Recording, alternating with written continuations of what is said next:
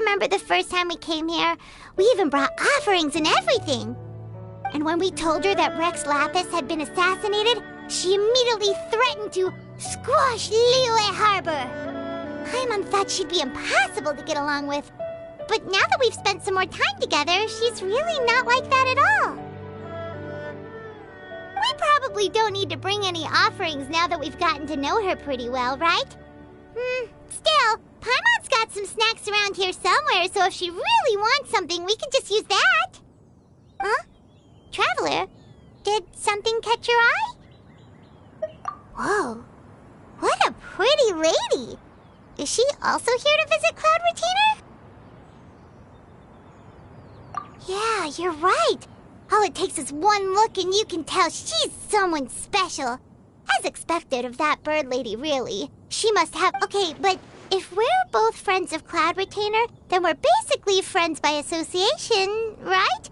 Want to go up to her and say hello?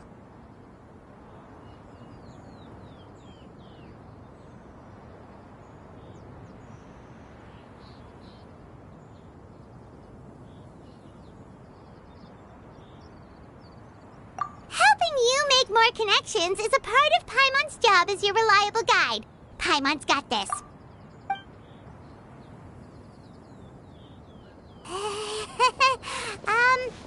Hello?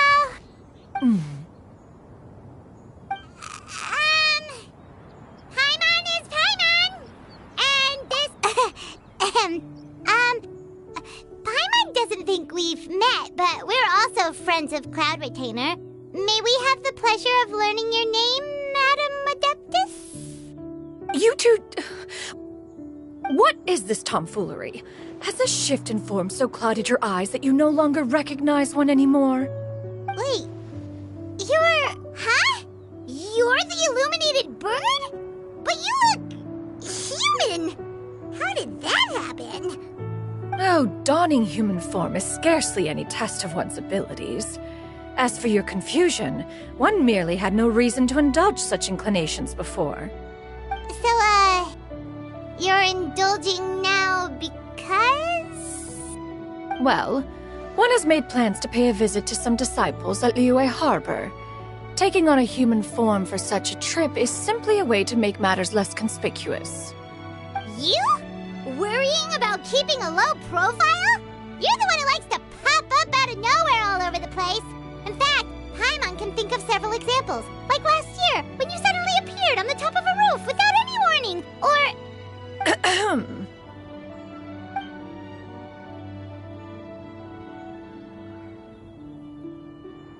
Hey, didn't we agree not to bring that up unless she asked? Oh? So you have taken care to follow the proper rules of etiquette after all. Most commendable.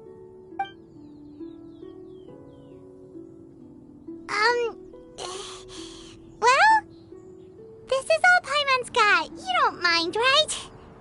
One has never found oneself lacking in basic comforts.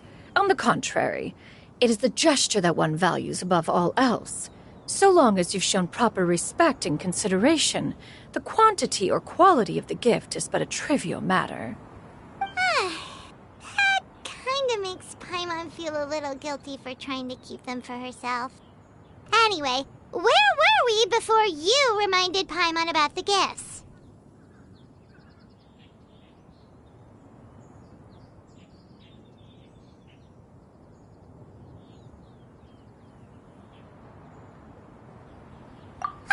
Right. So by disciples, you must mean Ganyu and Shenhe. It's also been a while since we last saw them. Maybe we can come too. One planned to extend the invitation even if you had not raised the matter yourself. Shenhe and Ganyu should be quite pleased to see you again. However, one would first inquire as to the reason behind your visit here. You have cause to seek one's company?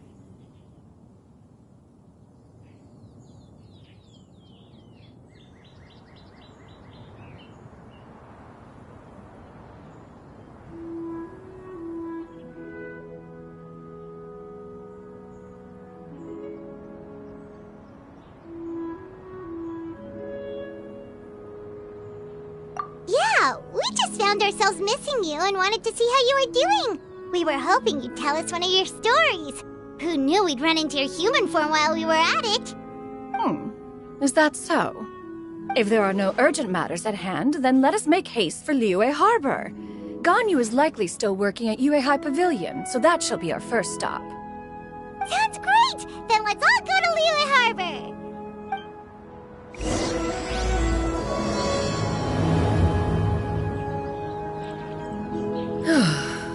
Ganyu has been quite busy with work as of late. One can count on one talon the number of times she returns to Mount Outsong each year.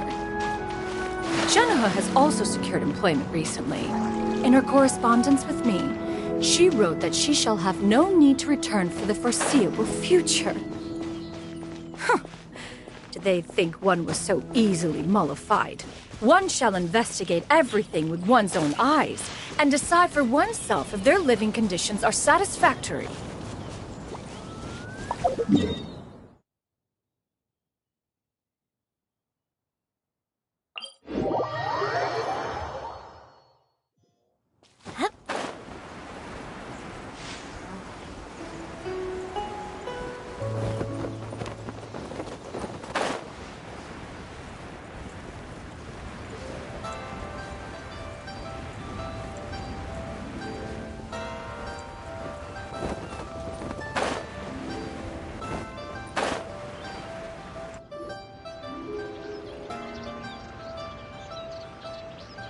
We're almost at Weihai Pavilion! Hey, do you think Ganyu will be shocked to see Cloud Retainer like this? Guess we have no idea if Shenhe and Ganyu have ever seen her in this form before. Wait, where did she go? Why aren't you standing there, Cloud Retainer? Quietly now. One shall stay here. You two can go and meet with her. But why? Isn't it better if we all go together? If one were to proudly proclaim one's presence, Ganyu would surely profess herself otherwise unoccupied and drop everything to attend to one's visit. One fears that would only result in her staying up all night to make up for lost time. One does not wish to trouble her. Conversing vicariously via you two shall suffice. Do remember to inquire as to her recent well-being. Again, do not mention one's presence here. Fair enough. Makes sense. Alright then, we'll just pass on your regards and... Cloud Retainer? Oh, Oh, busted. Is that lady someone you know, Ms. Ganyu? She is indeed. I'm sorry, Huixin, but could we delay the upcoming meeting for a little bit? I believe my schedule today is quite full. Although, perhaps I could move some work to later in the evening. Oh, not to worry, Miss Ganyu. I'll make the necessary arrangements right away. Thank you, Huixin.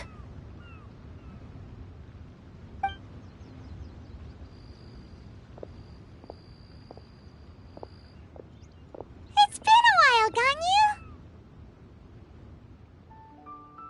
Greetings. What brings you here today? And Cloud Retainer, too. It's been quite some time since I last saw you in this form. you are quite mistaken. One is not acquainted with this Cloud Retainer of whom you speak. One is simply a mere mortal passerby. Huh? Seems she's not buying it. That was but a simple test. One did not expect you to be able to recognize one so easily, especially after so many years of only seeing one's other form.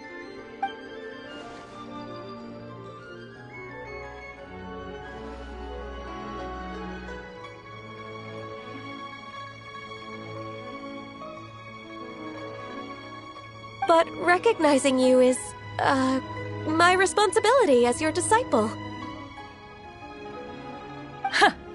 An apt observation. One was simply passing by while attending to some important business. One thought it would only be fitting to pay you a visit while in the area. Wait, Paimon wasn't aware of any important... Cloud Retainer's right! We've still got something super important to do, so we can't stay here for too long today. Oh, is that so? But it's been so long since we last saw each other. One simply desired to see you and had no intention of interrupting your work. A quick conversation should suffice for today. A more involved reunion should wait until you find yourself less occupied. I understand. That should be fine. While one acknowledges the amount of work that you have to deal with every day, one must also remind you to rest. Though Adepti blood flows through your veins, excessive exhaustion will still cause grave harm to your body. It still makes one nostalgic to see you as you are now, respected and independent.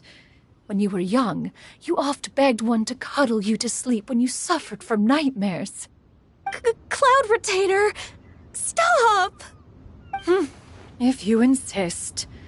We are running short on time regardless, so one will refrain from going into each and every story. Why don't you continue your conversation? One shall simply stand by and listen. Wow, you've been to so many new places since the last time we spoke. If you ever need anything, please just come find me at Uehai Pavilion. Also, forgive me for my presumptuousness, Cloud Retainer, but if you plan to continue appearing in this form, don't you think it'd be helpful to adopt a human name? A human name? Huh. You raise a valid point. Considering the sheer extent of one's renown, Cloud Retainer is surely too recognizable as a name. You really think so? Not that you're not famous or anything, but that famous?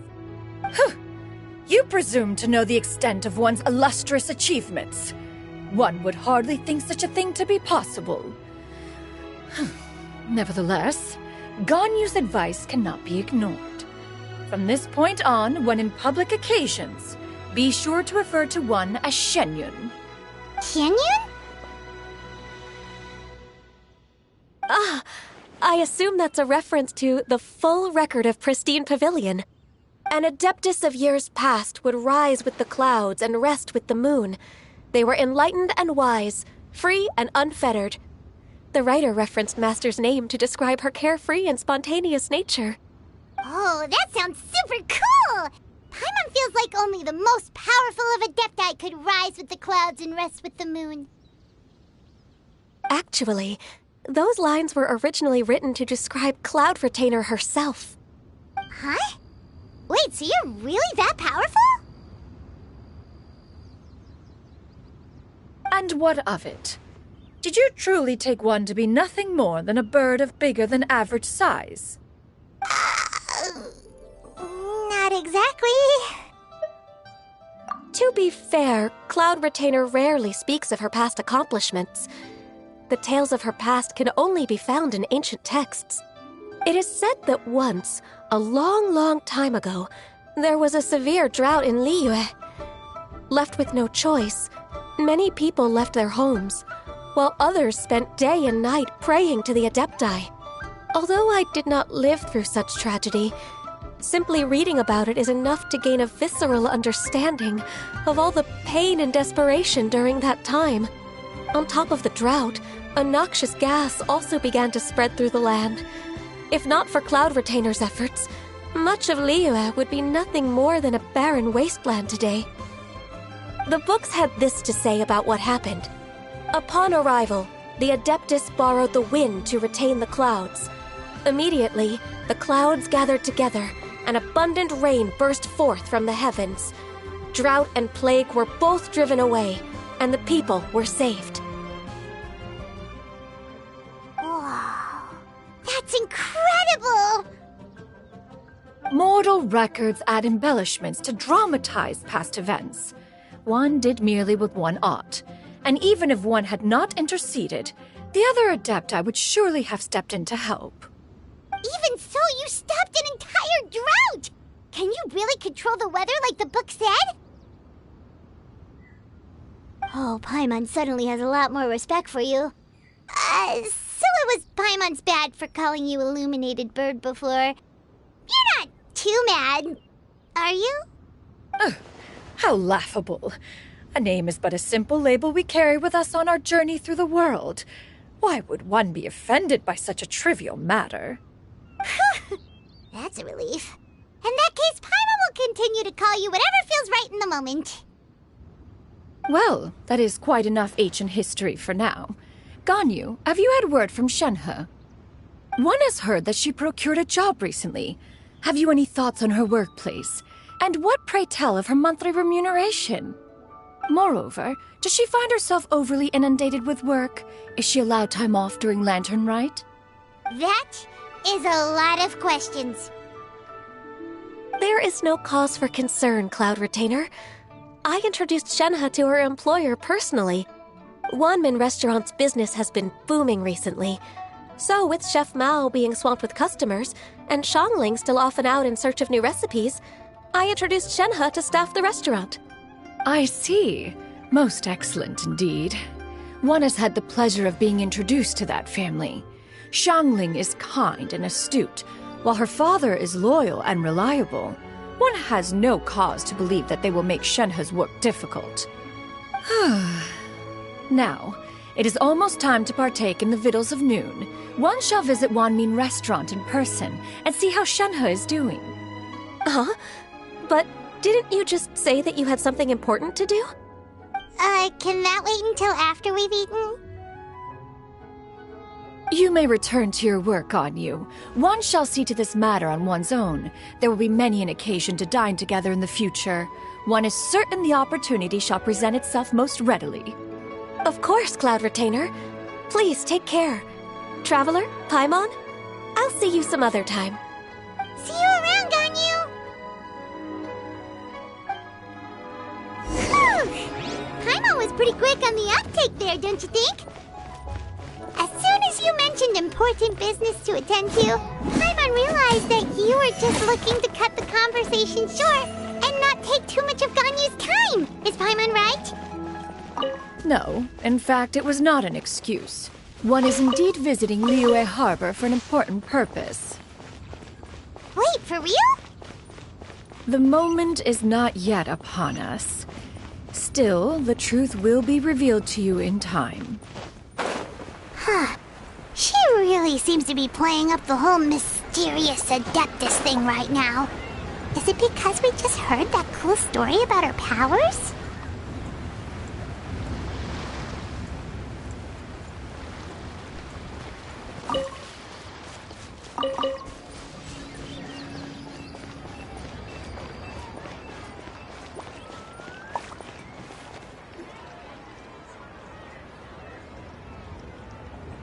You get what I'm saying, right? Yeah, how can I not?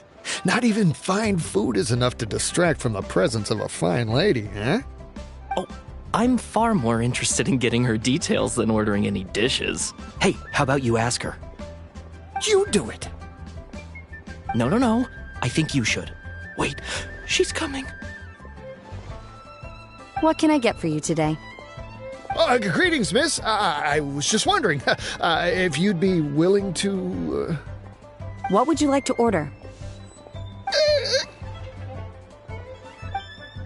2 servings of Mora meat to go. Good chat. Bye.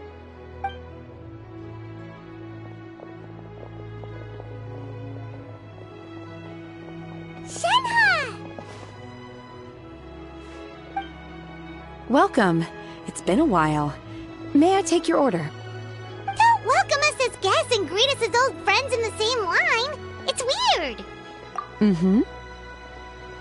Oh, and this is? This is Miss Xinyun. Master? Huh? One does not recall ever revealing this form to you before. How were you able to ascertain one's true identity with such ease? I've trained and lived with Master for more than 10 years. I would recognize you no matter what form you take.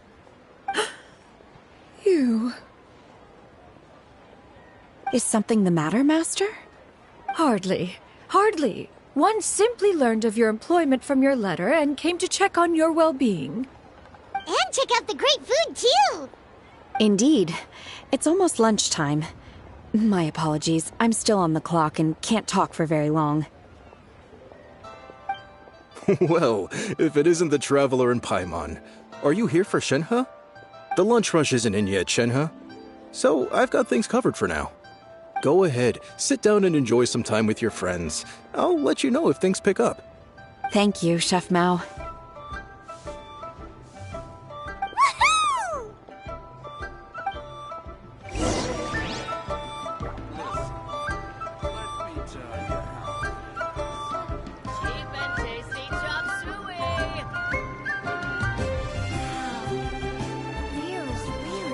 I really want to go traveling. I don't mind where we go, as long as I have my friends with me.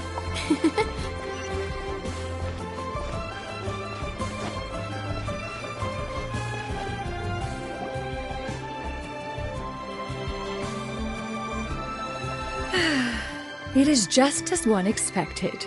The owner of Wanmin Restaurant is indeed a most reasonable and accommodating human. Still, the work here entails dealing with quite a varied group of people. Has this been difficult for you, Shenhe? It's been manageable so far. I sometimes run into strange people, but I have figured out a way to deal with them. Seems like you've been making progress. So by dealing with them, you mean... First, I try to talk sense into them. If that doesn't work, I threaten them with violence. At this point, they usually decide they are in favor of a civil conversation. How should... Oh, a sensible plan. One is gladdened to see you integrate so well into human society. And you, Master? How have you been? Simply marvelous. Though Mount Outsong has scarcely enjoyed your presence recently, one has hardly found the pleasure of one's own company to be lacking. I see. Just as expected of Master.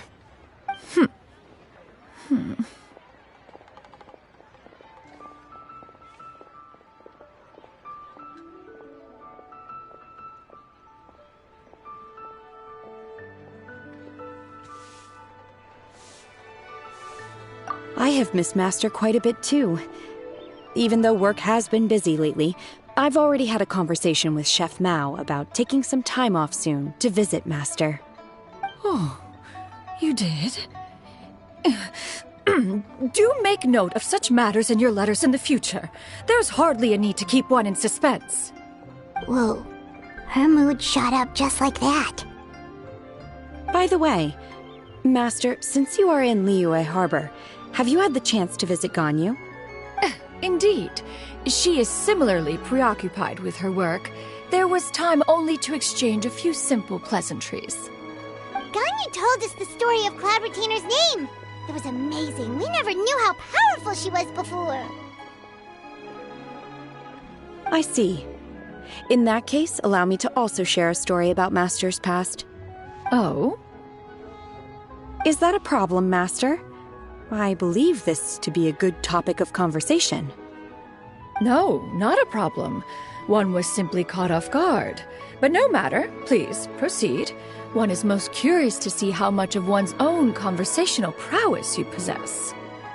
Master once participated in a race against Mooncarver. After Mooncarver lost, he insisted that Master's ability to fly gave her a natural edge in such a contest. In response, Master agreed to forego flying in return for being able to use one of her devices in the race. Mooncarver accepted, only to find Master with a brand new device on the day of the contest. What kind of device was it? It was a mechanical vehicle made out of iron. What was it called again? Oh, an electro-powered bicycle? Oh, you refer to the bicyclical Thunder Flashmobile. One spent 49 days conceptualizing and crafting it. It need only be infused with adeptal energy, and it can cover thousands of miles in one day. Oh, it boggles the mind why Mooncarver ever supposed he might best me in a contest of locomotion. Though he sprinted with all his might, he could barely keep up. Alas, the one flaw of my mechanism lay in its weakness against mountainous terrain. One was thwarted mere seconds from victory, when it was thrown off course and failed to make it across the final stretch. Truly a most unfortunate turn of events. Anyway, do go on, Shenhe. Master, that was the end of that story. Is that so? With you gone, one has seldom felt the desire to call upon those old fossils for another contest. What is a race without spectators, after all? Have you been lonely, Master? Lonely? At one's age, entire human generations come and go in the blink of an eye. Even one's own self-directed musings can span several days and nights. 'Tis a most foreign sentiment. The mere mention of it is preposterous.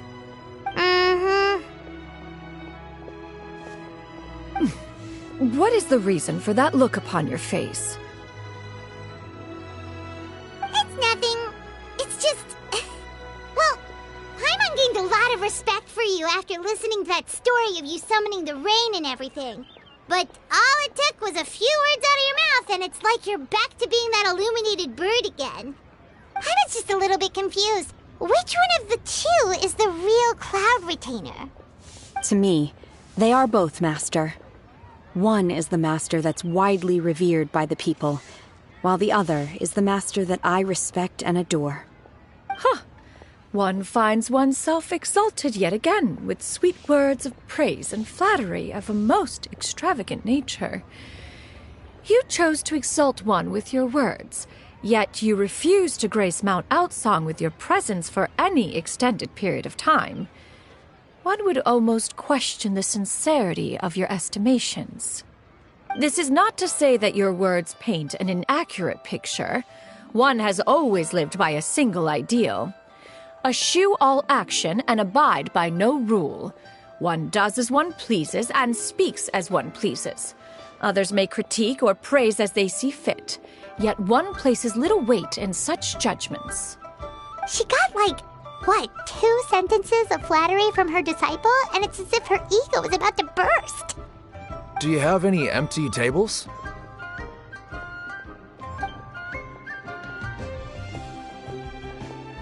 Hey there, could we get another fish stew?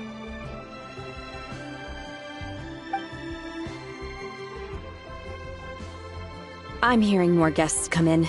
I should get back to work. Alright, good luck with the lunchtime rush, Shenhe. I'll try my best.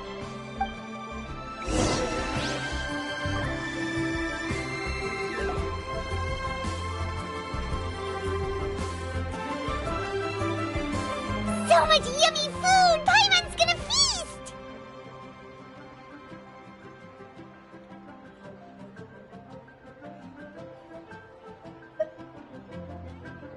One is fond of all kinds of delicacies and delights in a multitude of flavors. The dishes here demonstrate no shortage of culinary skill. Their unique flavor profile has left one more than satisfied. In fact, one has been struck by quite the fit of inspiration. One has already begun to conceptualize the next generation of supreme cuisine machines. Everything's so tasty! A bit too hot at times, but still super tasty. I'm sorry, miss, but our tables are full. Shall we try somewhere else, Granny? But it smells so delightful. Can we really not eat here? My poor legs can't go on for much longer. Well, you could always check with some of the other guests and see if anyone's happy to share a table. Okay, I'll ask around.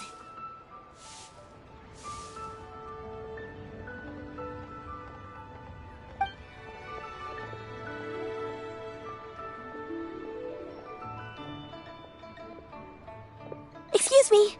Would you mind letting us share a table with you? There are no empty tables left, so... Ah, well, Paimon doesn't mind. What about you guys?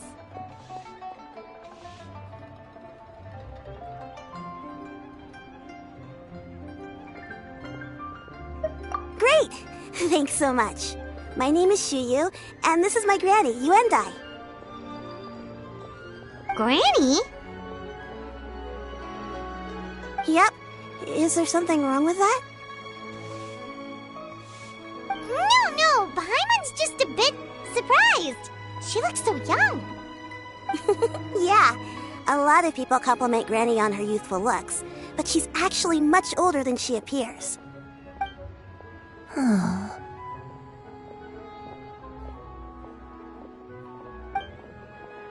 Granny, why don't you take a seat?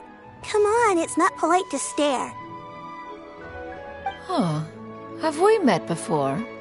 No. 'Tis a fated meeting, then. Please, take a seat. What would you like to eat, Granny? I can order for you. I want braised earthworms. They always pop up out of the ground after a rainstorm. No, not this again. Granny, there's no braised earthworms on the menu. Braised earthworms? Well, that sounds weird. Do people actually eat that?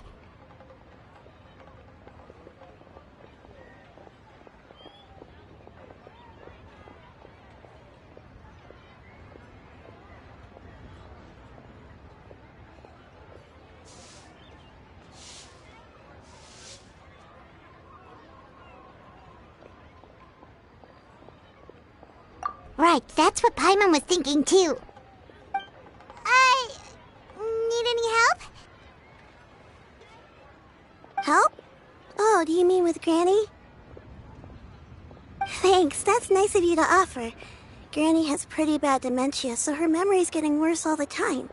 She's always saying things that sound kinda confusing. Actually, her memory's been bad ever since I was little.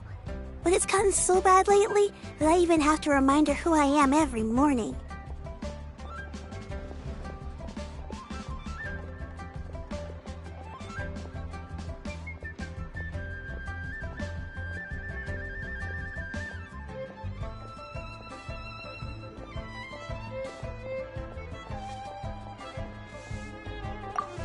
They died young. It's just me and Granny now.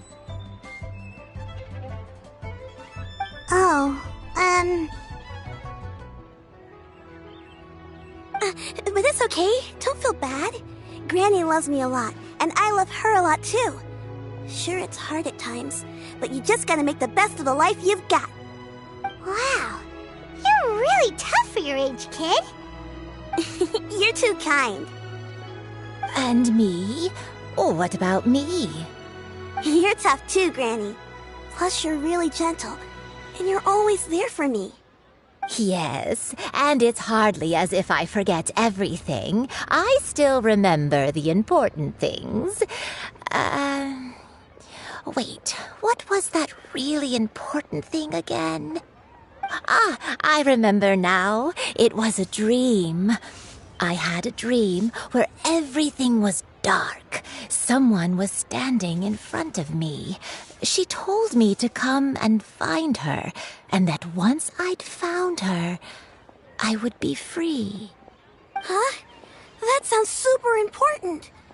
But how come you've never told me about it before? It was just a dream, so I forgot about it. But I'm in a good mood now, and somehow I remembered it again. You know, I believe I've had this dream a great many times. But just how many times have I had it?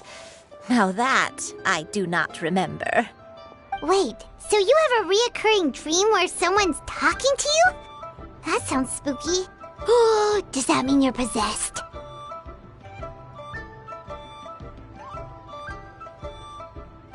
Unlikely. Her eyes are clear and her breathing remains calm and level.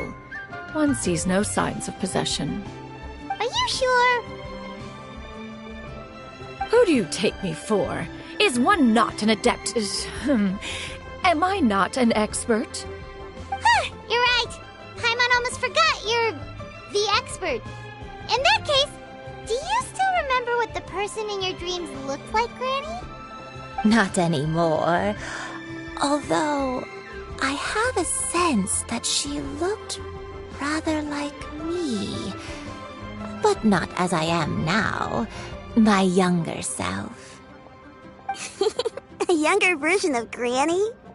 This is just getting weirder and weirder. What is going on here?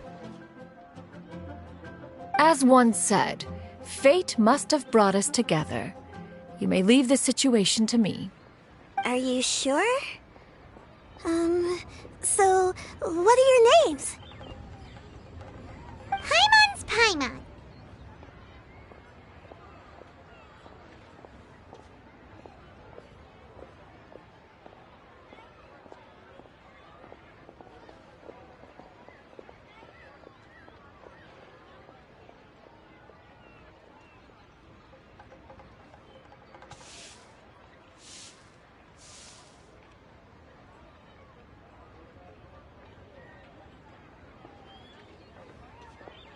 Just Shenyun is fine.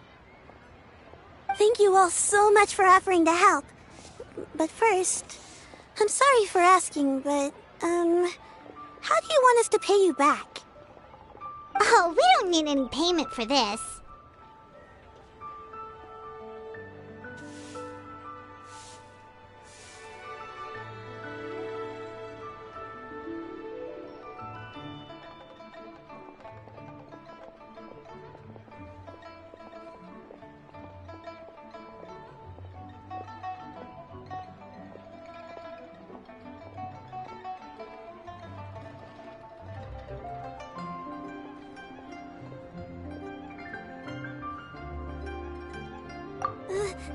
Thank you so much! You're welcome! But Miss Shenyun, what exactly can we do to help out this Granny? All we have to go off is that dream! Where do we start? That is elementary. Since her dreams portray her younger self, then we shall retrace the steps of her youth. Once we have revisited those places, her memories will likely return. Sounds like a plan. So, Granny, do you remember which places you went to when you were young? Why, of course I do. The heavens above, the earth below, the wispy clouds, and the emerald mountain streams. Okay, taking that as a no. I might have an idea. Once, when I was really little, my dad told me that Granny used to be a martial artist heroine who saved loads of people from a disaster.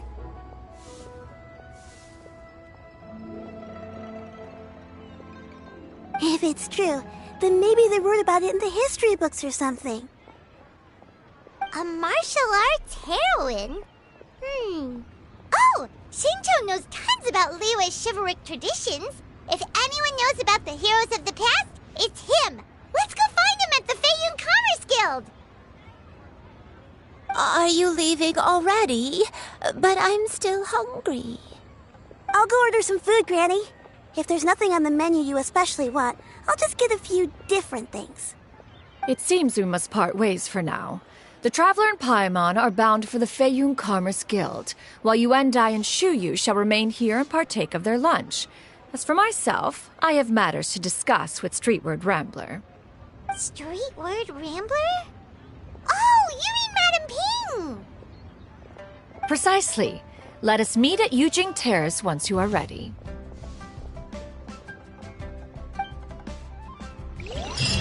Everyone, please. Always wanted to try this place. This place, the food is unbelievable.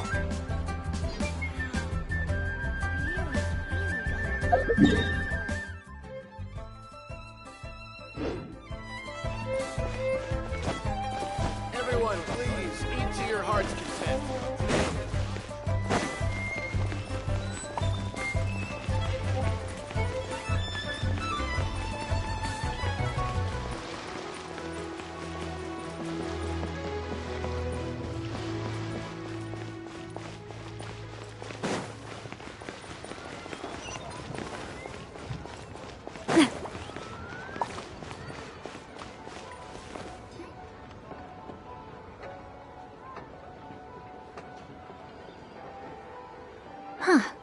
it's you two. What brings you here? Shincho! Great, we found you! We wanted to ask you about something.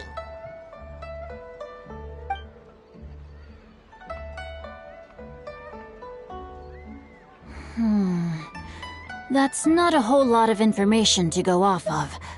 I don't know if I can say for sure. I can't pinpoint her identity from your description alone. But considering her age, I am reminded of a nameless heroine who's been featured in various chivalric novels. Nameless heroine? That's right. The novels often speak of a great drought from 50 years ago. As the people suffered, a nameless heroine appeared and began to clear away evil spirits and bandit camps.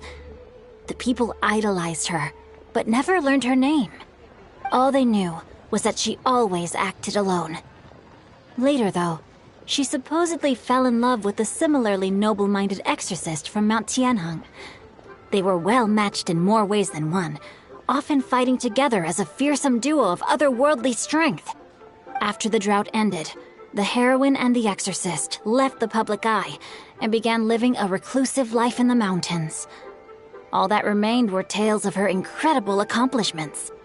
The way this nameless heroine faded from fame into obscurity later in life is not too dissimilar from Miss Yuendai. I hope that's somewhat helpful. Thanks a lot, Shincho. We knew it'd be worth talking to you. It's nothing at all. Just something I came across while reading. I did do a bit of extra research on her story, but it was just out of personal curiosity. Well, Paimon still thinks that's super cool. Oh, wait, Shincho, if you've read up on her, do you know of any places often associated with her? Let me think. In the novels, the nameless heroine always appeared near one of 3 places. Wangshu Inn, the area just north of Jueyun Karst, and Qingyun Peak. Perhaps the real-life heroine who inspired the character was also often seen near those 3 places. That would explain why those locations appear in the various novels written about her. You're welcome. To be honest, I found some parts of the story confusing when I first came across it. If Miss Yuendai was indeed the original inspiration for the character, she may just be able to help me put the pieces together. It's rare for a chivalric hero to fade into obscurity during their lifetime, even after retiring from the public eye. But no one ever saw or heard from the nameless heroine again. There were even rumors that she became extremely ill. I've never understood why someone would go to such lengths to erase themselves from public memory. It's almost as if she was trying to hide from something. There's probably far more to the story than what's been written. We'll be sure to tell you if we manage to uncover the truth. That's a deal. Perhaps, behind the truth of it all, there lies a story more fantastical than any work of fiction. Paimon feels like we just learned so much from Shincho. A drought, a nameless heroine, a life of seclusion. Wait, why does the story sound super familiar? Oh, right! There's a drought in this story, too! Shincho, are droughts super common in Liyue or something? Well, they used to be. But people have long since developed methods to prevent them, like by cultivating the soil or digging canals. So while droughts do happen from time to time, they are rarely regarded as true disasters. The drought 50 years ago is probably one of the worst we've had in the last several centuries. The crops withered, the streams ran dry, and the monsters in the mountains became rabid and agitated. Countless caravans were attacked, and people who lost their homes came together to form bandit groups. What started as a natural disaster soon became a human tragedy as well. That sounds awful. Yeah, and that's exactly why the nameless heroine was so beloved. She must have been someone of true integrity, to do so much for the people while asking nothing in return. Still, as terrible as that drought was, it was nothing compared to the truly calamitous disasters that befell this land in ancient times. They say that back in those days, disasters were both more severe and more common. Only the strongest of Adepti could hope to dispel the ruin and devastation. Do you have any other questions? We're good for now. We're just going to head back and meet up with Miss Xianyan and the others again. Paimon hopes that Granny Yuendai will be able to remember more of her past. She used to be a great hero who saved many people. So sad that she can't recall any of it. Anyway, we'll be off now. See you some other time, Xingqiu. Thank you so much for your help. It's no problem at all. Safe travels.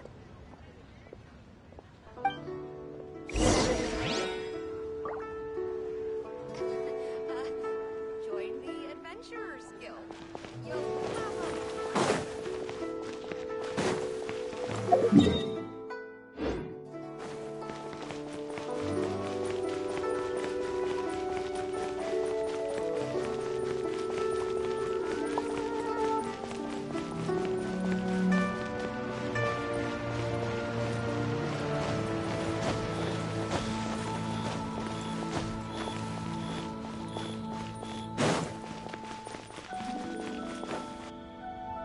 I have recorded the tune that you requested. I hope it will be of help to you.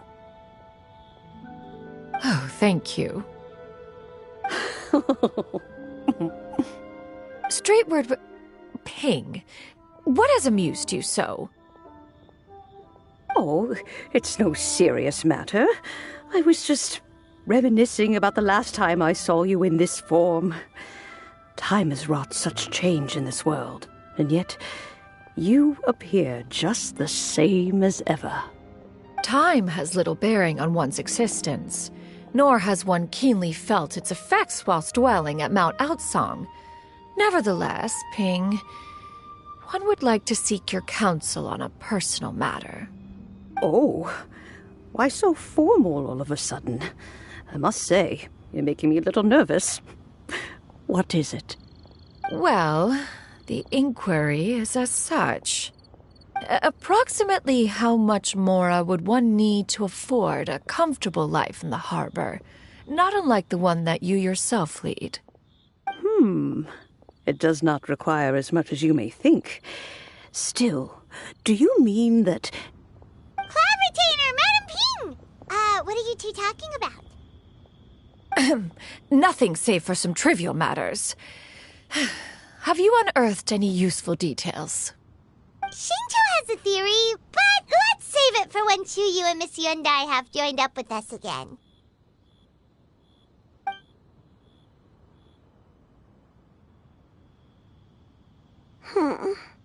Do not be troubled, young lady. Here, have some tea. Thank you so much. What do you think, Chuyu? Does it match up with what you know of your granny? According to the story, the nameless heroine eventually fell in love with an exorcist from Mount Tianheng.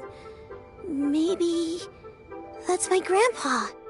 I don't have many memories of him, but there was this one time I found a box in our attic full of a bunch of weird sigils.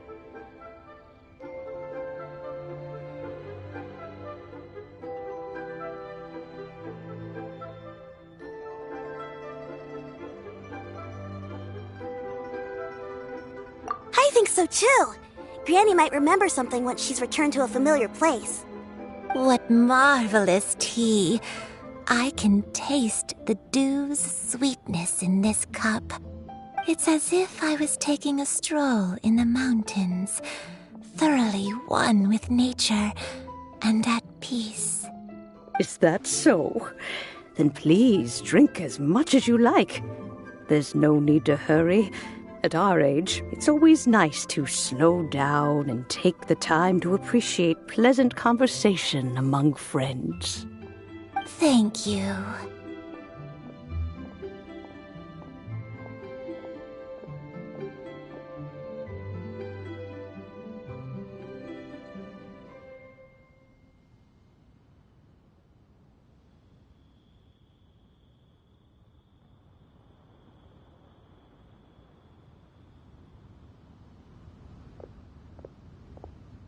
Okay, since we have the time, can I ask you something?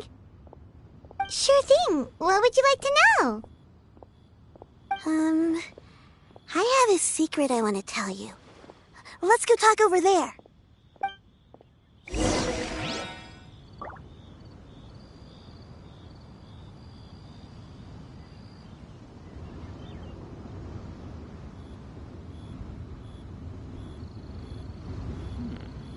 This is a peaceful neighborhood.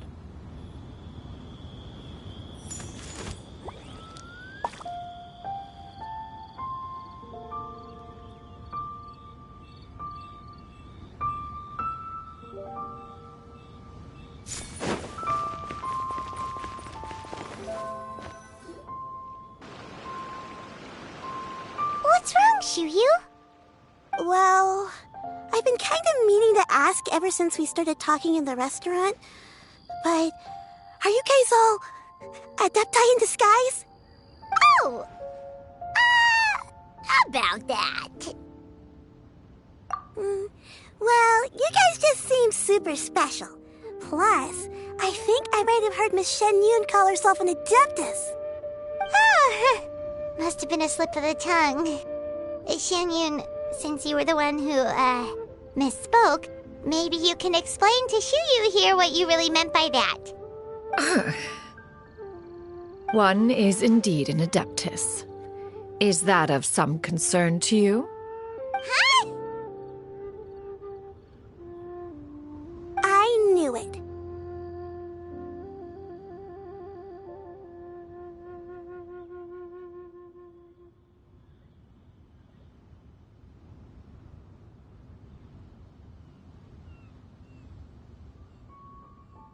Well, one time when I was a little kid, I saw a pure white illuminated crane. I had this super high fever, and Granny wasn't around. I was feeling all icky and gross. But then this snowy white crane flew down from the sky. She put me on her back and flew me to her cool Adeptus house and fed me some sort of magic potion. When I woke up, I was already back in my bed and my fever was gone. I really wanted to thank her, but I was too sleepy to stay awake, so I never got the chance. So, I just kind of wanted to ask if maybe any of you have ever met an Adeptus like that? A pure white illuminated crane? The only two we've ever met are blue and white and black and brown. Have you ever met one that's pure white, Clovertina? Never has one met an adeptus with such features. One surmises such a description is but a hyperbolic embellishment that oft results from narrative accounts. That's weird. Was it really just a dream then? Well, even if it was just in my head, it doesn't matter that much anyway. All I really want is to help Granny recover her memories. I'm really grateful for all your help. Leave it to us! Now that we know the 3 locations, we just need to visit them one by one. Let's go to Wangshu Inn first. Okay, I'll go get Granny.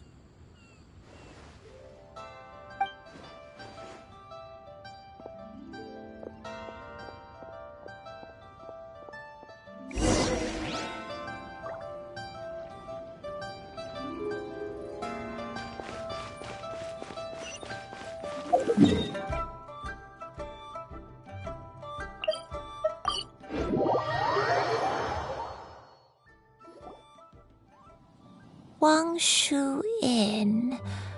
Wangshu Inn. Do you remember this place, Granny? Yes. The fish here is very delicious. And if you look out into the distance, you can always spot a bird that's been left behind by its flock. I believe I used to have a room here. It had a window. Yes, I spent a lot of time looking out that window. Which room was it again? Let me look. I'll come with.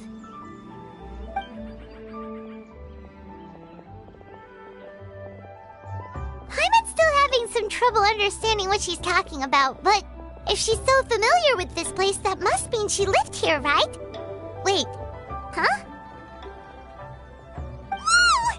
Shell! What are you doing here all of a sudden? You scared the living daylights out of Paimon!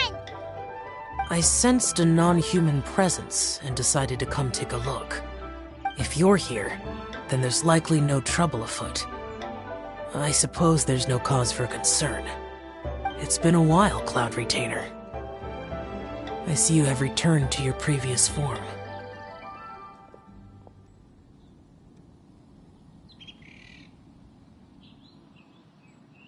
I have indeed.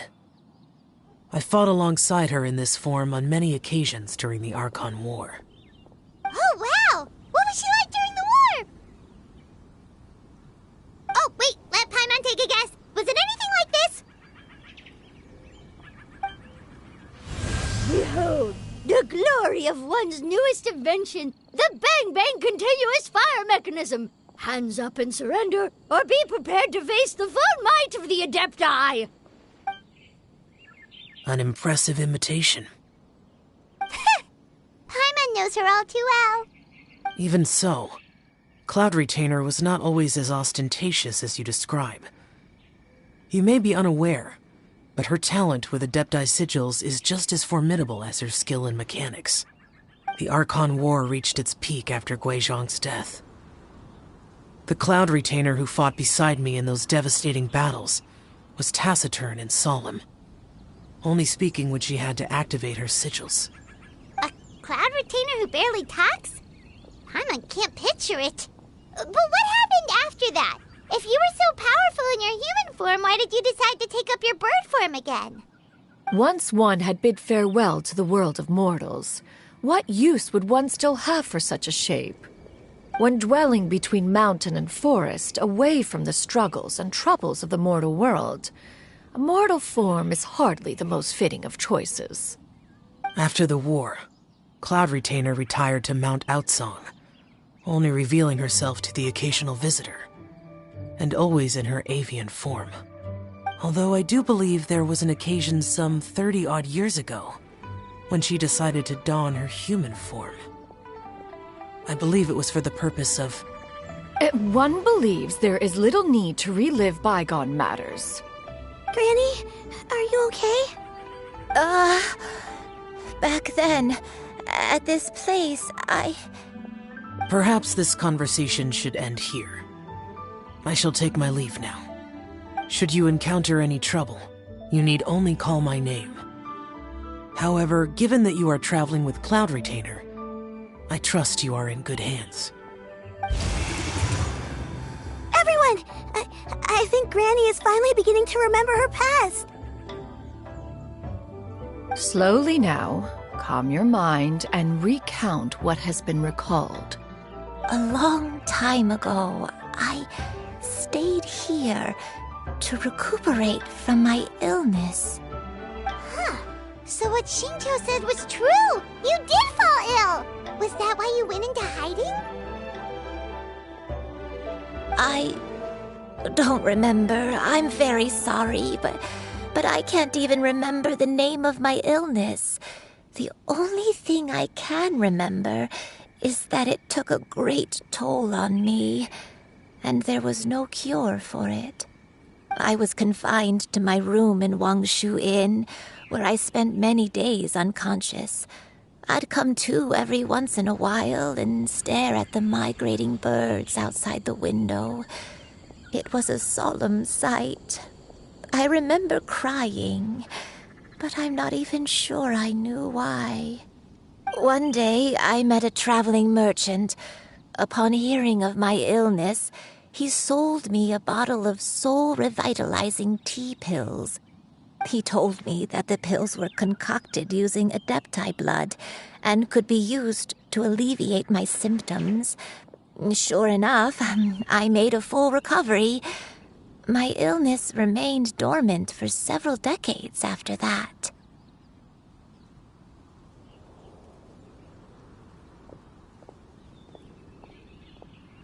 Wait, but if your illness remained dormant for several decades, are you saying that what you're going through now is just a relapse of what happened all those years ago? And it was all thanks to the pills that you managed to keep the symptoms in check? Paimon's brain kinda hurts. Do you remember anything else? I'm sorry, I don't. Oh, if only I wasn't so useless. Hey, you're not useless. You've done so much for me. Watched me grow up. Raised me. How could you say that about yourself? Oh, fret not, dear child. Granny was just a bit frustrated. That's all. The recovery of a person's memories is a gradual process.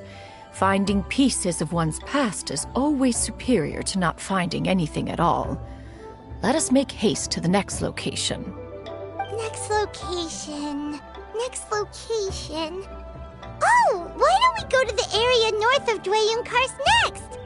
There isn't really a landmark there, so where should we start? Oh, Paimon's got it. Let's check out the houses in the area first. After all, if she was there for any length of time, then she would have stayed somewhere, right? Oh, Paimon's really got her thinking cap on today. At this rate, we'll recover all of Granny Wendai's memories in no time.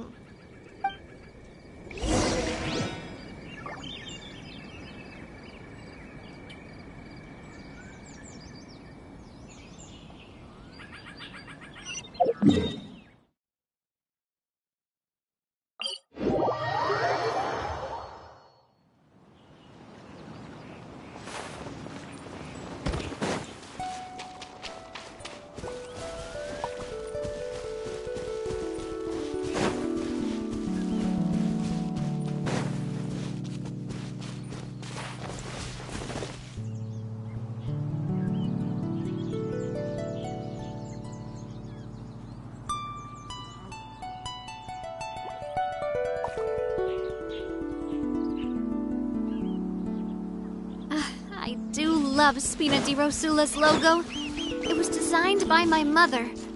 Have you noticed how it's shaped like a heart?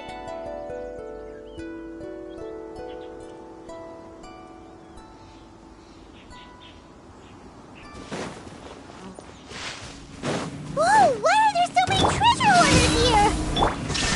Guess it's time to round up the bad guys. The hunter Aha! becomes Ha! the hunter becomes the hunter. Do you remember anything about this place, Granny Wendai? Let me think. I feel like I've been here before, but I don't think I stayed here too long. I might have just rested here briefly before continuing on my way. Got it. That's okay. There are still plenty of other places we can check. Wait a second. If I remember correctly, I believe I brought... Ah, yes. I brought some sweet snacks with me. Go on, take some. You need to eat a lot if you want to grow big and strong. Oh, thank you. Then Paimon will help herself.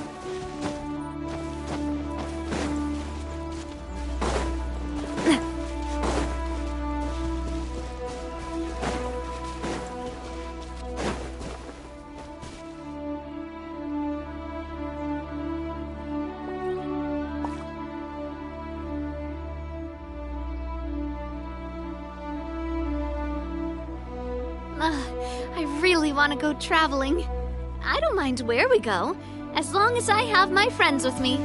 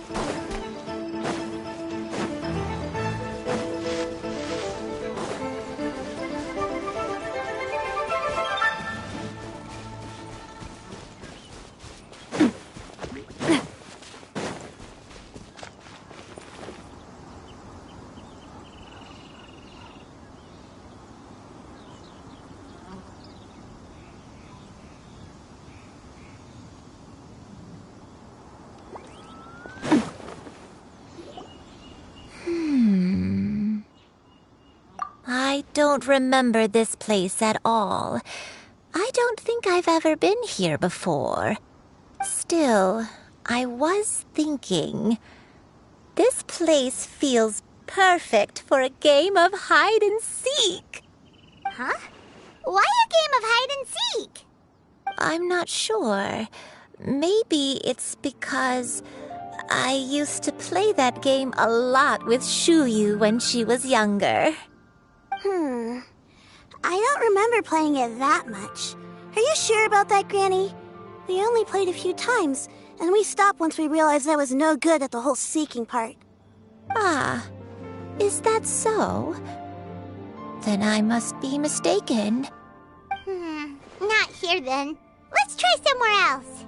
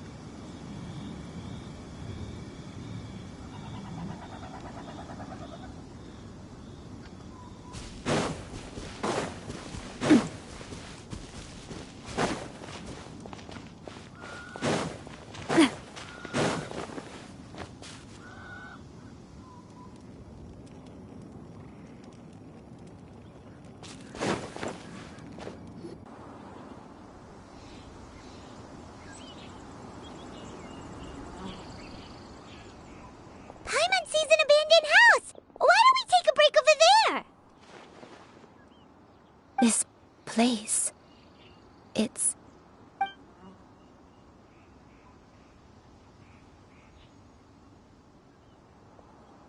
Did you remember something, Granny?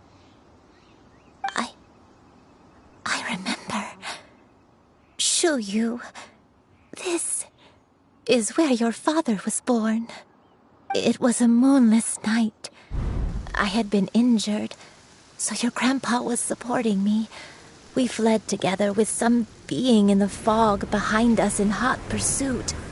I had exhausted my strength when the labor pains came on, so we took refuge in this house. Your grandpa set up a barrier outside, but neither of us knew if it could hold the monsters back. I remember that night. I remember falling to my knees, reciting a prayer over and over. I alone am the source of this sin. Punish me as you wish for forsaking my oath, but spare my innocent child. Sin? Oath? Did you do something wrong? I don't know. I don't remember. I only remember praying in the darkness with all my strength until the sun finally rose again and the fog cleared out. Eventually, the house was filled with the sound of my baby's first cries. That baby was your father.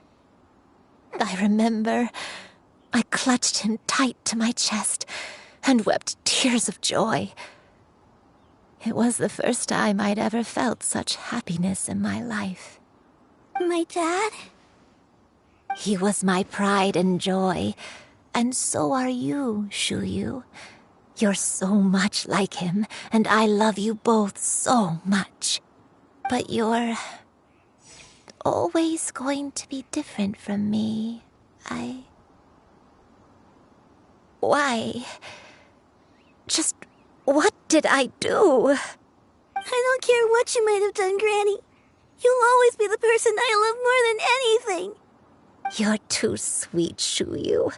I'm lucky to have you with me. If not for you, I would not have had the courage to come here, to try to remember what I had forgotten. All right, let's not stand around any longer. There's one place left, yes?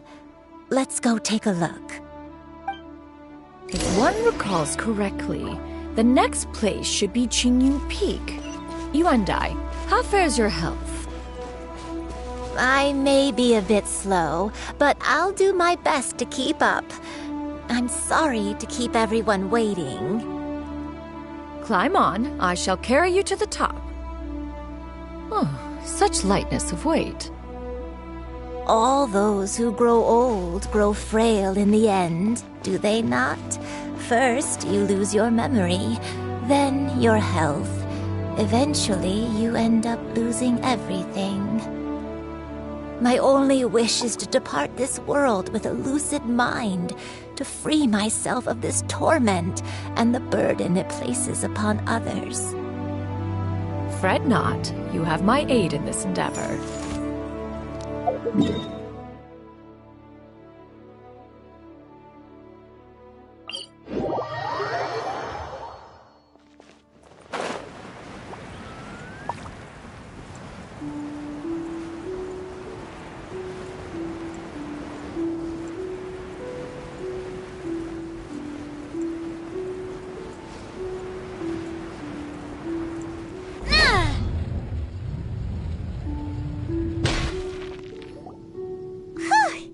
We're finally here. Does this place feel familiar to you, Granny Wendai? Let me see.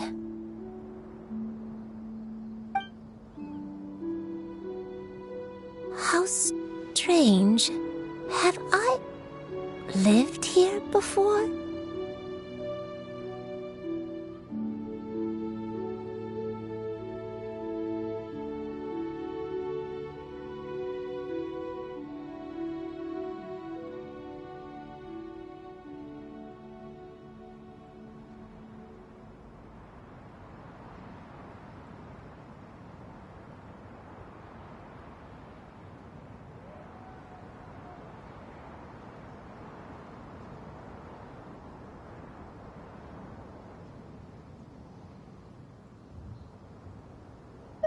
When we were at Wangshu Inn and the abandoned house earlier, though I couldn't remember everything, I still felt a sense of familiarity. I could easily picture myself in those places. But here, I don't have that feeling. Perhaps I did come here in the past, but it just didn't leave a strong impression on me. But did the stories get it wrong then?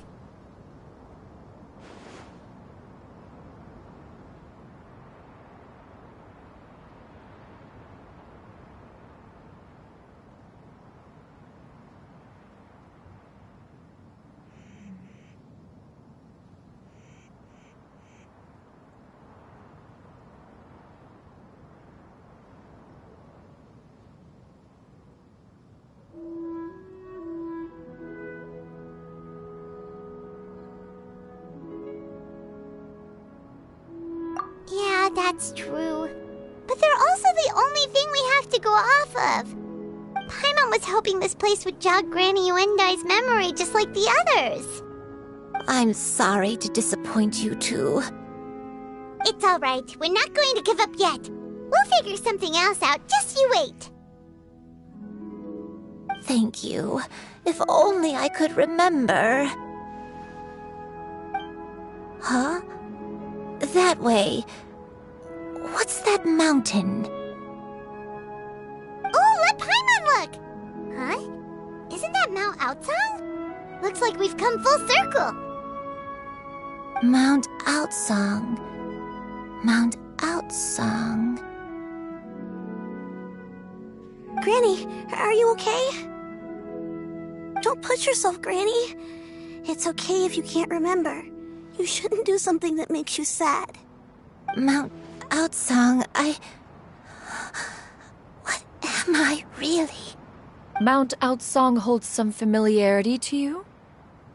It does, but I can't go back. Are you feeling unwell? My head. It feels all heavy and dizzy. What is wrong with me? Cloud... Miss Xianyun, is there anything you can do? Let us go to Mount Outsong. But...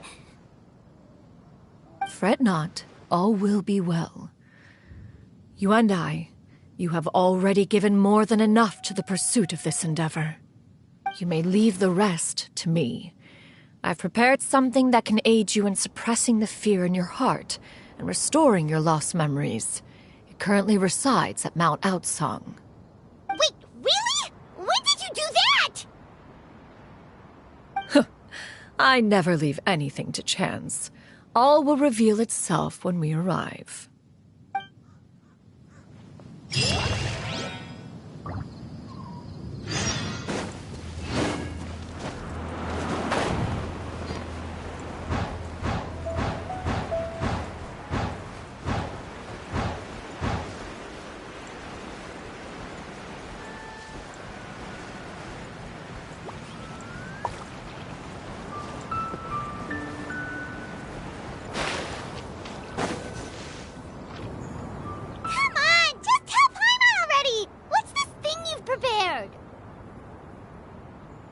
Here, this is it. Huh? But isn't this the mechanism that you were tinkering with when we first got here? Oh, is it another invention of yours? Precisely. A recent one at that. I am most pleased with the result. I call it the Suspensus Somnium mechanism. It periodically releases a soft breeze, which when paired with a gentle adeptal tune, can help the listener subconsciously relax and even enter a semi-hypnotic state. Soothing agitation and anxiety, relieving exhaustion and insomnia, its potential uses are numerous indeed. And of course, it can also aid in the recovery of lost memories. Whoa, what a cool gadget! But if you had it all along, why did you keep it to yourself until just now? We could have come to Mount Outsong right off the bat and saved time on a lot of floating. How preposterous.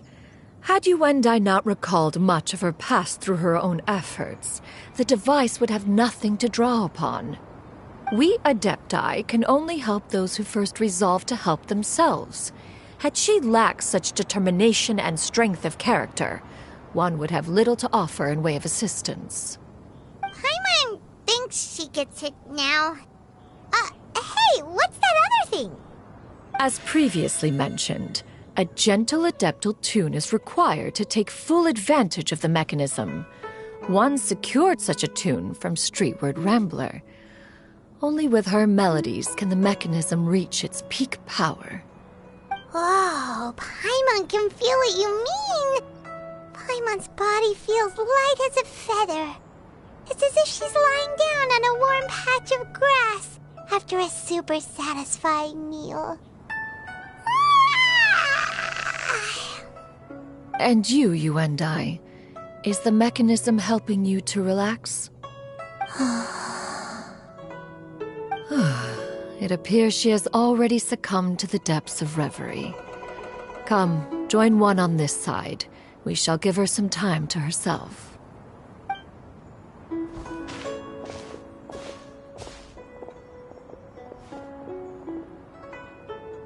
The drought is over.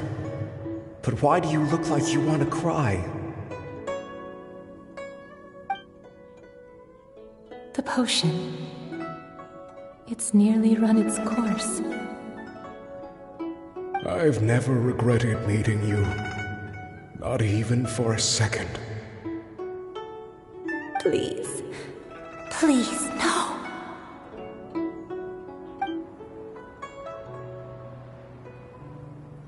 Have you forgotten?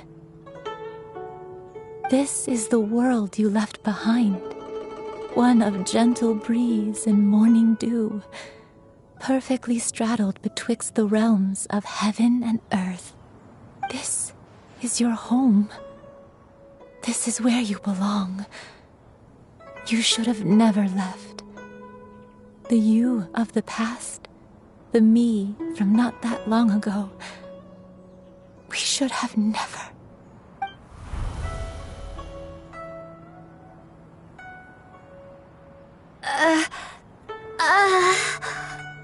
So that is the truth. No wonder this place is so familiar. Granny! Granny, are you okay? Cloud Retainer. Your memories have returned? Wait, did you just call her by her full name? Does that mean you already knew each other? Yes. I now remember everything. Everything. Granny, please don't cry. I'm here. I'm here. Oh, don't worry, my dear child. Granny is fine. I'm so sorry, everyone. You've gone to so much trouble on my behalf. It's all come back to me now. The most important thing that I had forgotten was the truth of what I once was. One can sense the guilt that now plagues your conscience. Reclaiming a truth long buried is sure to come with a myriad of complex emotions. Perhaps one should recount the story on your behalf while you compose yourself. No, it's okay. Now that I've remembered, I must face my memories head on. Shuyu, everyone, I cannot thank you enough for all your help. I'm ready to tell you my story, if you're willing to listen. Please, Granny, don't force yourself. What happened in the past doesn't matter. I love you more than anything. Nothing you say can change that. I know, dear child. My feelings for you are exactly the same. It is for this reason that you deserve to know the truth. Some time ago, I made a terrible mistake. One for which I could never atone. Is this the sin that you mentioned in Dwayne Karst? What happened? I am, in truth, not a human being. My real form, one that I held for centuries, was that of a wild crane. I spent many, many years living on Mount Outsong, bathing in the soft breeze and drinking the sweet dew of the mountains. At some point, I somehow gained wisdom and sentience. The Lord of the Mountain, Cloud Retainer, became aware of my existence and began to share many stories with me. She even passed on the secret of cultivation to me. Though she never took me on as a formal disciple, I always saw her as my master. Whenever she took out her tools to work on mechanisms or new inventions, I would also stand next to her and watch. I even contemplated completing my training and becoming an adeptus in my own right. I followed her teachings, and time gradually passed us by. Until that fateful day 50 years ago. 50 years ago?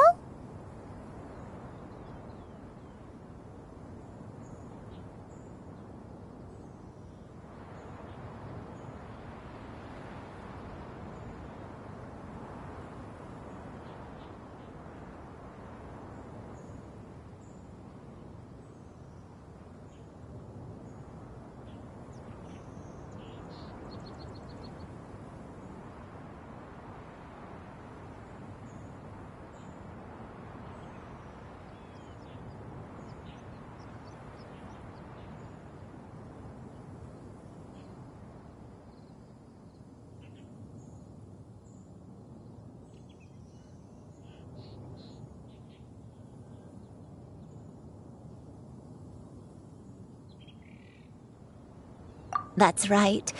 Master regaled me with many stories of her past deeds. From them, I learned how she had saved people from a similar crisis in the past. She was the one I looked up to the most. More than anything, I dreamt of becoming an adeptus like her. I wanted to travel the land like she had, relieving suffering wherever I went. But I was still far from being a real Adeptus. I possessed no ability to take on human form and fit in with the crowd. Once she learned of my desires, Master prepared a special dose of human mimicry potion for me. She warned me that the potion's effects would only last 10 years, and if I were to fail to return to my original form at the end of that time, I would forever forget my past as a crane and become something neither human, beast, nor Adeptus. Oh no. So that was the source of your dementia all along.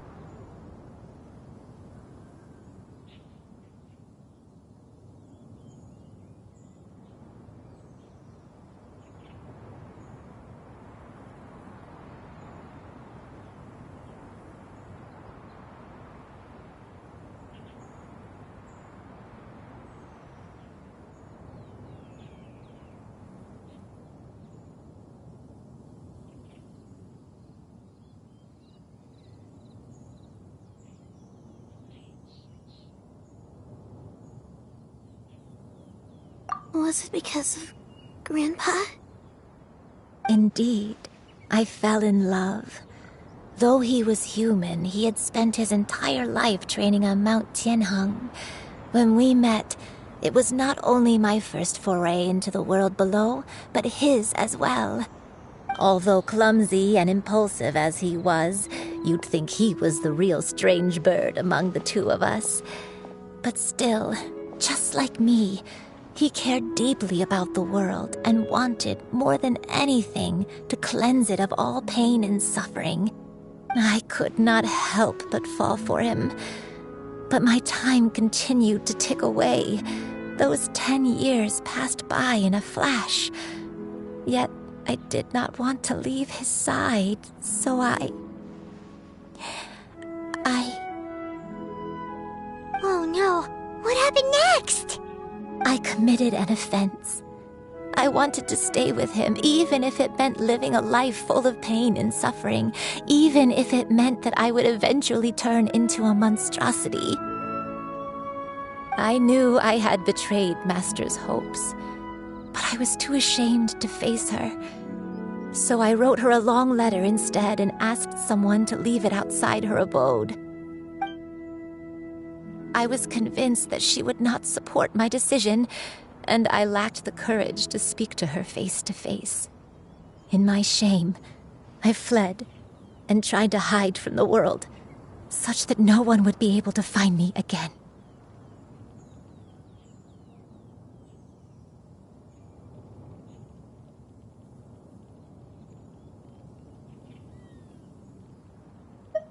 But that was only the beginning of my troubles. I began to suffer from a strange illness. My memories became hazy and confused, and I could no longer keep myself awake. I understood that my pain was caused by my refusal to return to the life I was fated to lead. Along with my memories as a crane, I soon forgot the true cause of my suffering as well. I knew only that I had committed a sin. All I could do was pray for forgiveness, even if I had long forgotten what needed to be forgiven. Looking back, I was beyond lucky to have come across that traveling merchant at Wangshu Inn. It was such a fortunate coincidence that we were there at the same time. If it weren't for those soul-revitalizing tea pills, I probably would have... Granny! What's wrong? Coincidence? Why did I ever think it was a coincidence? Tea pills concocted using the blood of an Adeptus? No, it couldn't be. Master, don't tell me. Back then, that merchant was actually... Human custom would dictate the conferral of gifts to be in order when one's progeny is wedded, would it not? Consider the pills a symbol of one's best wishes.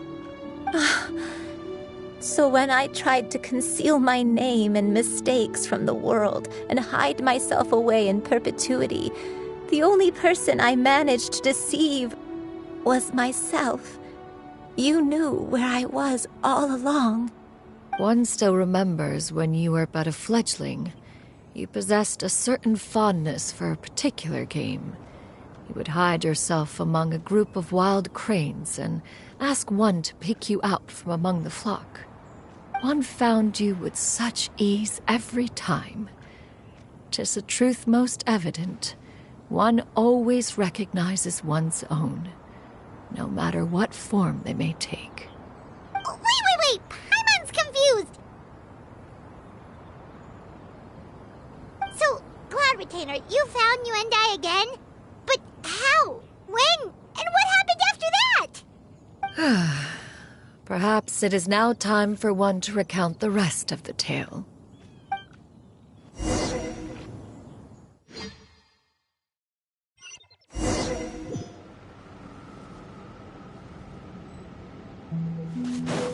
One was furious upon receiving your letter. Seized with anger, one set out to bring you to your senses. Yeah! Skyward! Scatter!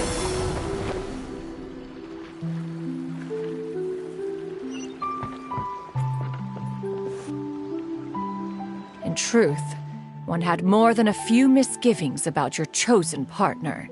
As an exorcist, his talent was lacking.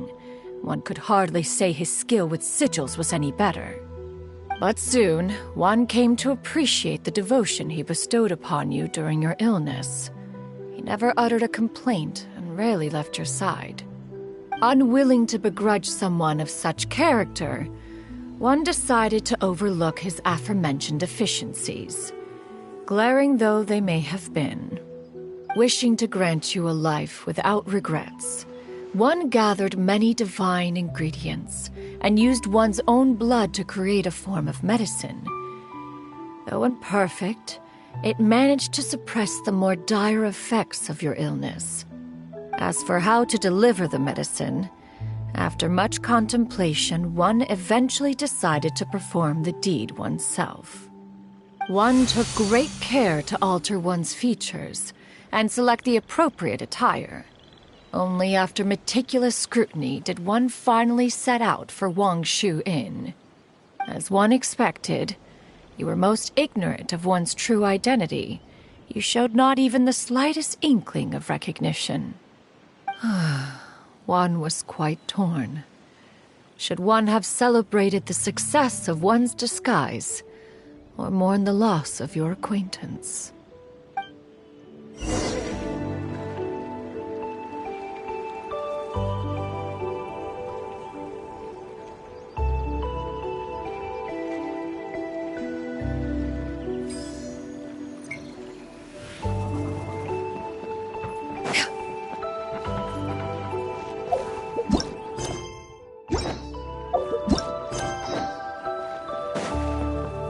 Yeah!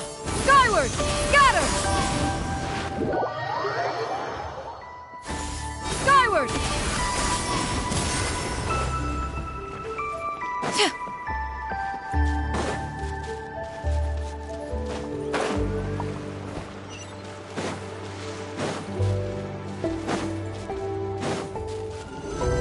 Yeah! Scatter!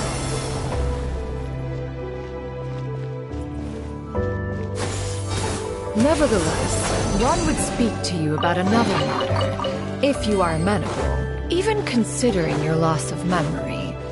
One was simply flabbergasted that you could so easily forget the consequences of consuming medicine infused with Adeptal blood.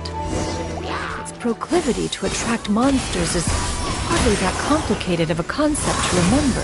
To think that you tried to travel while weak from sickness and heavy with child. Had one not intervened to clear the fog, all of you would have been lost during the night.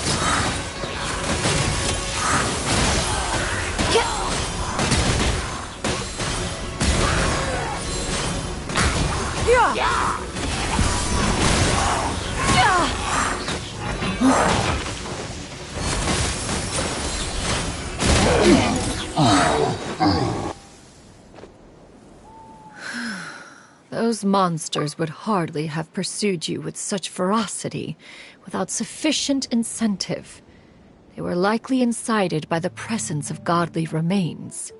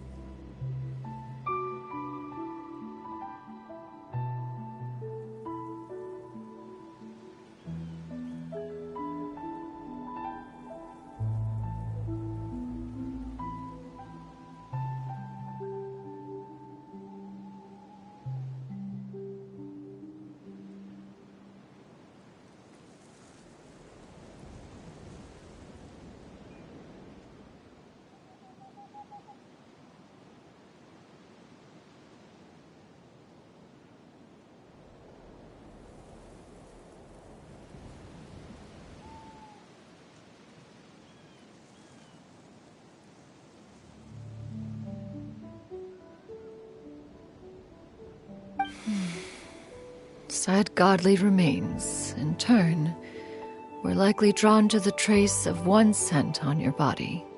One was, after all, an active participant in the Archon War. Some of the gods were likely shattered by contraptions of one's very making.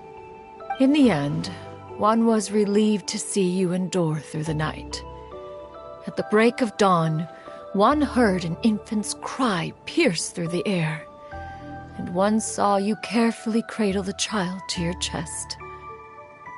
Although certain mortal matters remain foreign to me, one could not help but be moved by your joy. To see you happy, that was more than enough.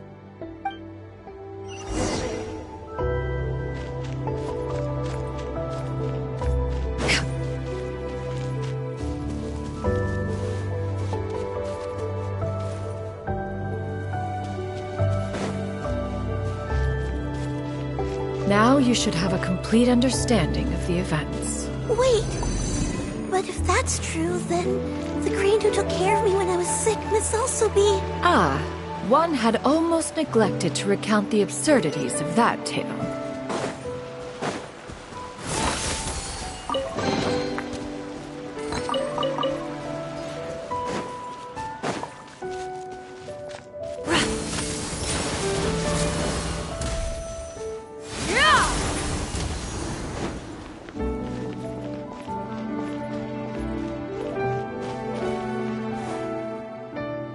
Just as you and I troubled one with her antics, so did you give one many a headache. Upon finding you burning with fever, one made plans to bring you back to one's abode for treatment. However, upon seeing one's form, you began to cry, refusing to get on one's back. When one asked you why, apparently you believed that one could not possibly be a true Adeptus, because all illuminated cranes are white from tip to toe.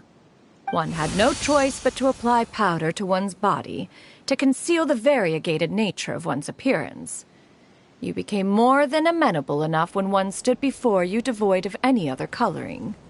It bears mentioning, however, that as a crane, Yuendai was nearly entirely pure white in color. Though you had never encountered her in that form, you still recognize the essence of her being. Perhaps fate brought you two together in more ways than one.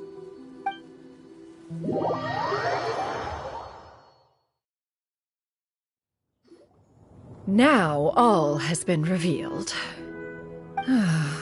One owes you an apology, you and I. One recognized you upon your very entrance into Wanmin Restaurant. One has always viewed you as a disciple of equal standing with Ganyu and Shenhe. Indeed, one wished to bring your story to a satisfactory end with this visit to Liyue Harbor. Still, one could not reveal your identity right away. Had one simply informed you of all you had lost, all those cherished memories would merely have become the fictionalized account of another. Memories are most meaningful when recalled by those who lived through them. Would you not agree? Even if the process was painful and arduous to experience. Have you any further inquiries? Master, I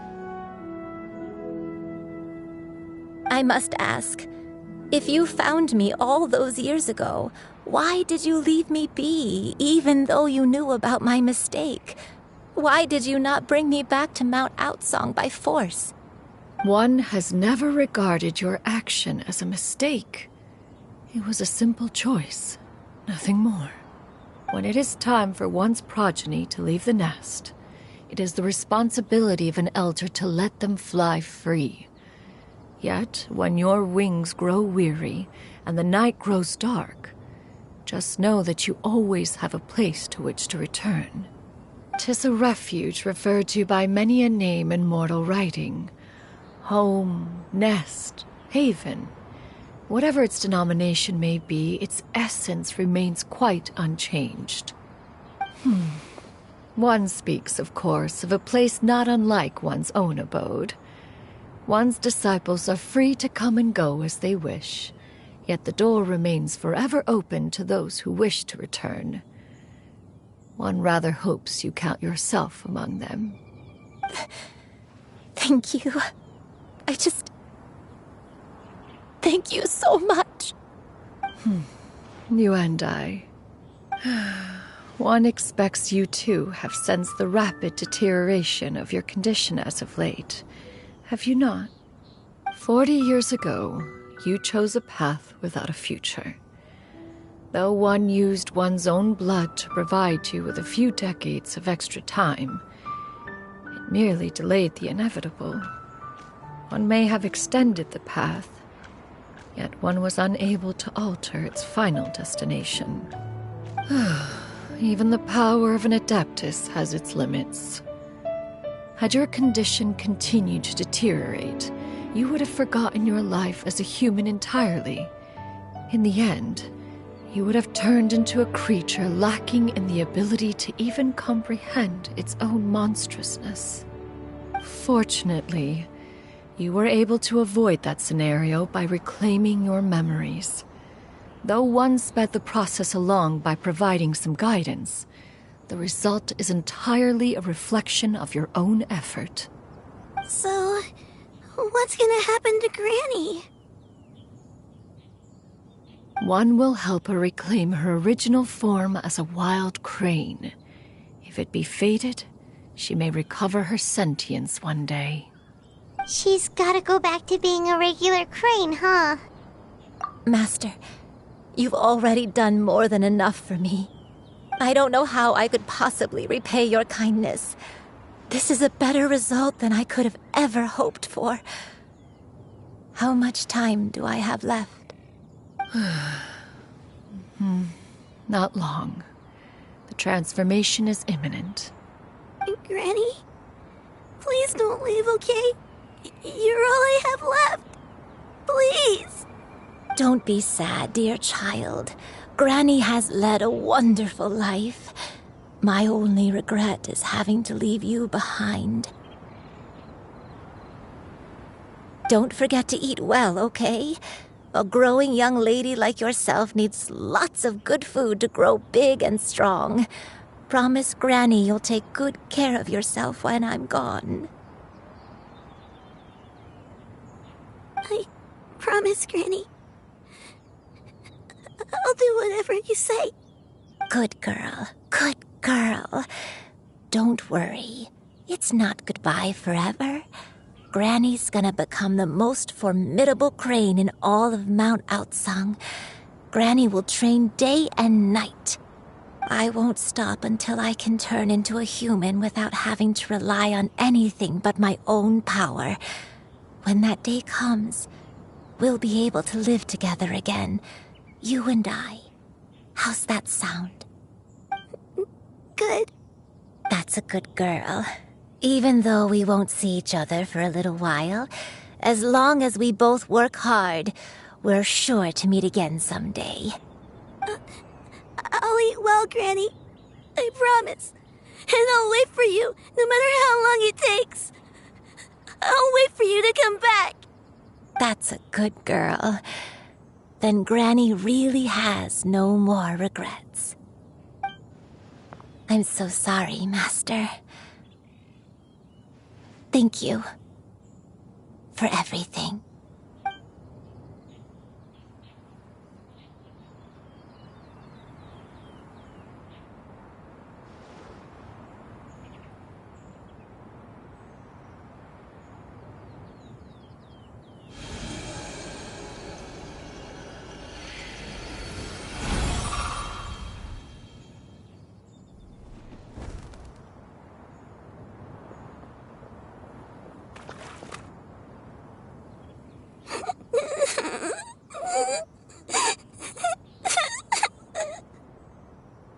Shiryu.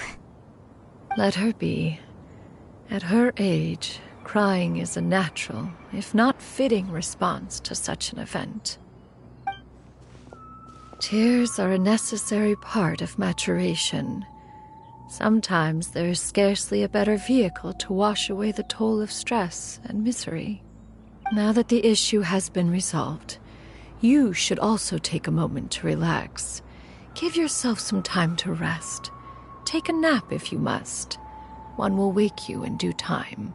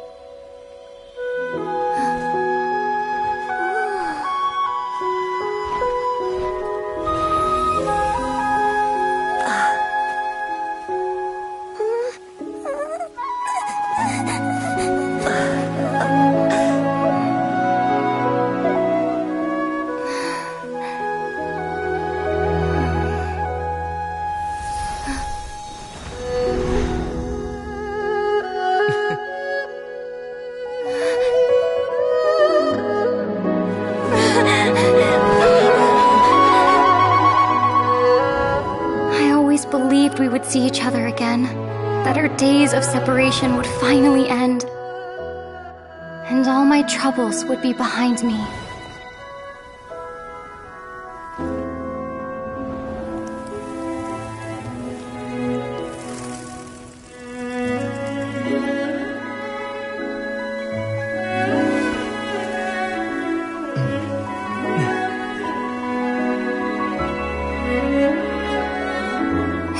Things could stay this way forever.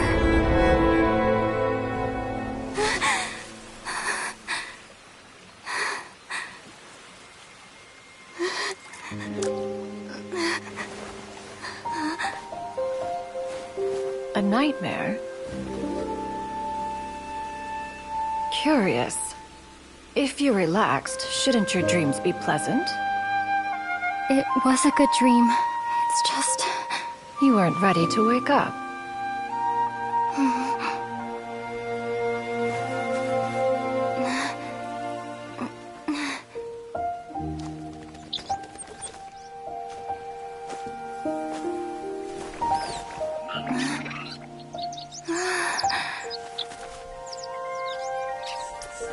Eloquent as one may be, words of comfort are not one's strong suit.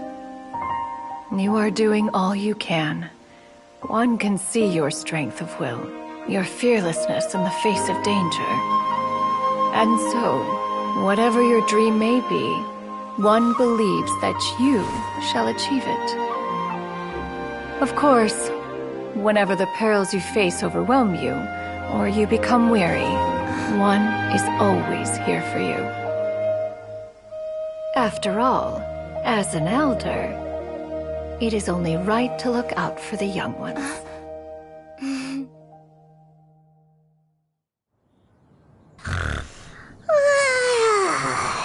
Grilled chicken drumsticks. Huh?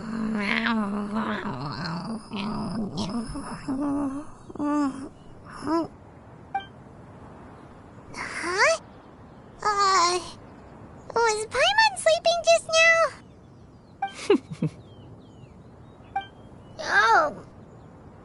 Oh, Paimon wasn't talking to you. Paimon had a dream about eating grilled chicken drumsticks, that's all.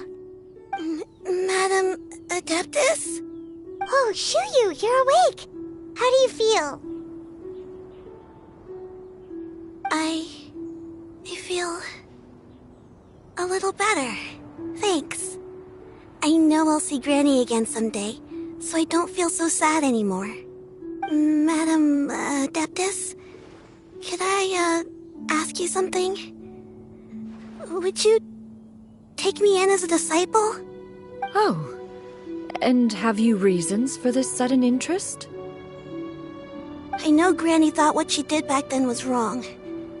She felt really bad about it.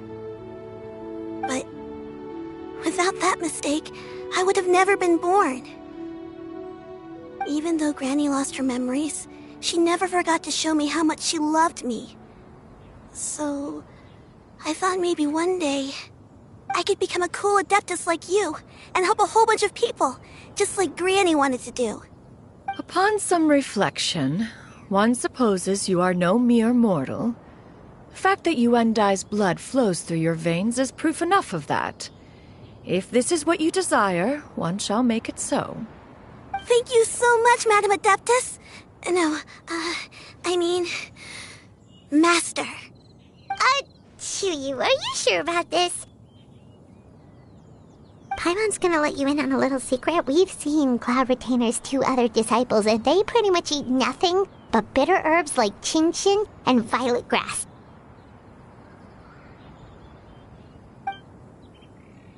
If you join them, you'll never enjoy Wanmin Restaurant's delicious cooking ever again.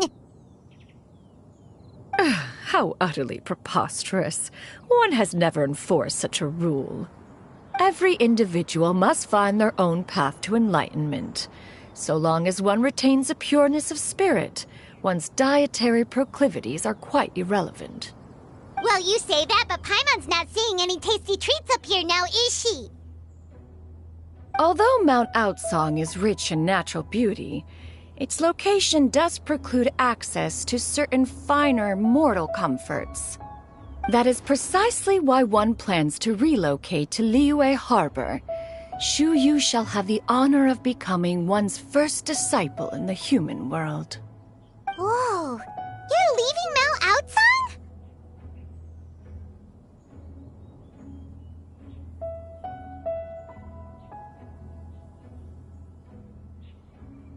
One has never concerned oneself with the location of one's residence. From the very beginning, one has sought only solace and peace. Yet in the end, all of one's disciples ended up in Liyue Harbor. Ganyu, Shenhe, Yuendai, they all chose a life among the mortal world. One has reflected on this fact for many years now. One can only assume that it is due to some failing on one's part as an elder or master.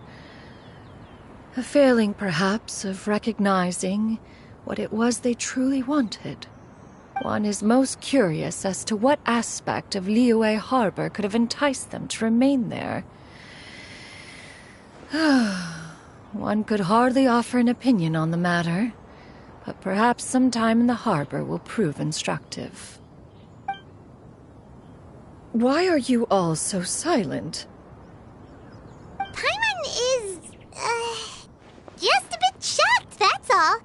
So, does this mean we can grab a meal together in Liyue Harbor sometime?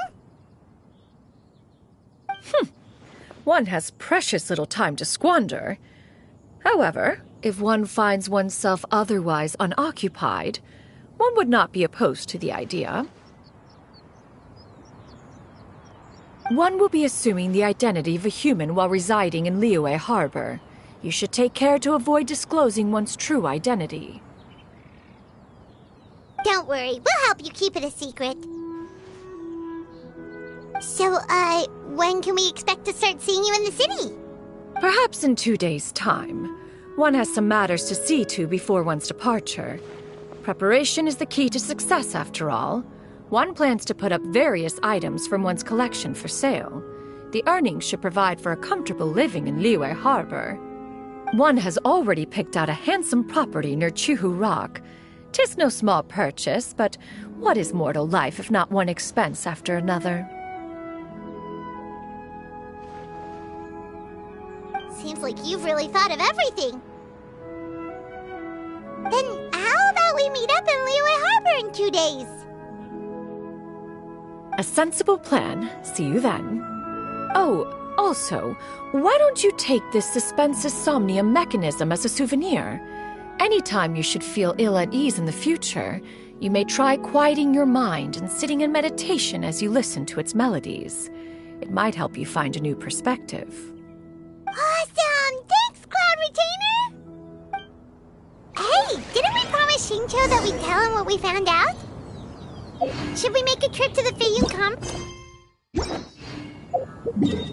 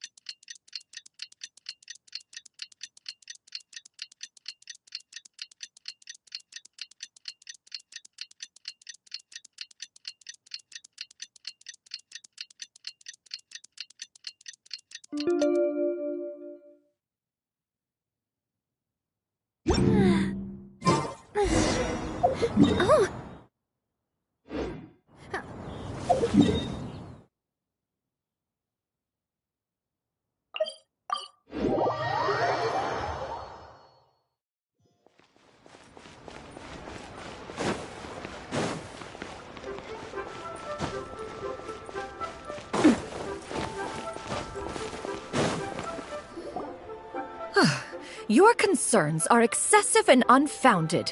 This is but a simple collection of ordinary valuables. Such intense scrutiny is hardly necessary. To be quite honest, your insistence on that fact is my primary cause for concern. In what way are any of these ordinary? Every single item here could be worth more than everything I own combined. I simply can't risk shelling out that kind of mora without proper scrutiny. If I'm wrong, I would never be able to earn it back, not even if I worked every single day for the rest of my life. I have to be careful. Yes, you can never be too careful. We're here, Clow. Miss Shenyan, what are you guys arguing about? Ah, perfect timing. This ignoramus is questioning the authenticity of my wares. I'll have you know, these items have remained untouched in my personal collection for several hundred years. To question their legitimacy is pure folly. Several hundred years? Indeed. They're family heirlooms, you see, passed down over many generations, as families are wont to do. Yep, they've definitely been around a while. We can vouch for her on that one. Hear that? Had I not found myself in need of mora, I would scarcely have had the heart to part with them. Indeed, you should consider it an honor to even have the opportunity to behold them with your own eyes. Doubt their authenticity any further, and I may just decide to take them to another buyer. Whoa, please don't go! I apologize for any insult, miss. You see, I know full well that I lack the knowledge to judge the true worth of these items.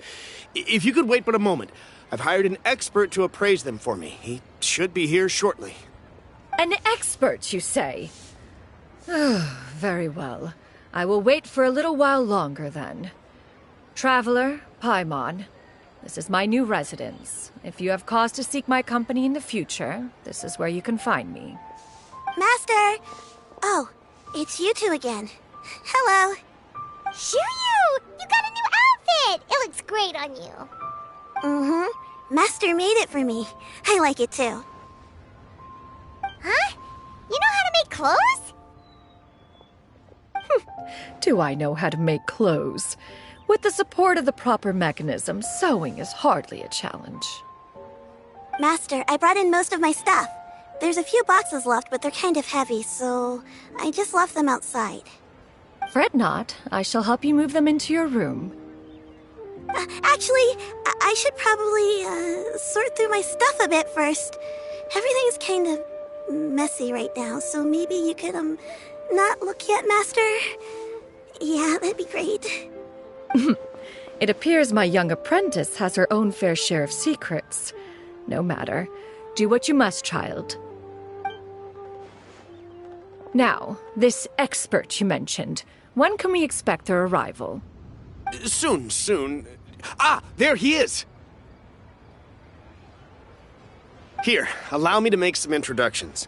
This is Mr. Zhang Li, a well-respected consultant at Wangshang Funeral Parlor and an expert in all manner of valuables and antiques. Mr. Zhang Li, this is Miss Shen Yun. She's the one who's looking to sell the collection of valuables I mentioned earlier. Huh. Ah, if it isn't Miss Shenyun. It has been quite some time since our last meeting. What a serendipitous reunion. Indeed, most serendipitous. Have you been faring well as of late, Mr. Zhongli?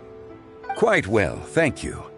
I was fortunate enough over the past few days to enjoy both a stroll in the mountains and a fresh brew of tea from the most recent harvest.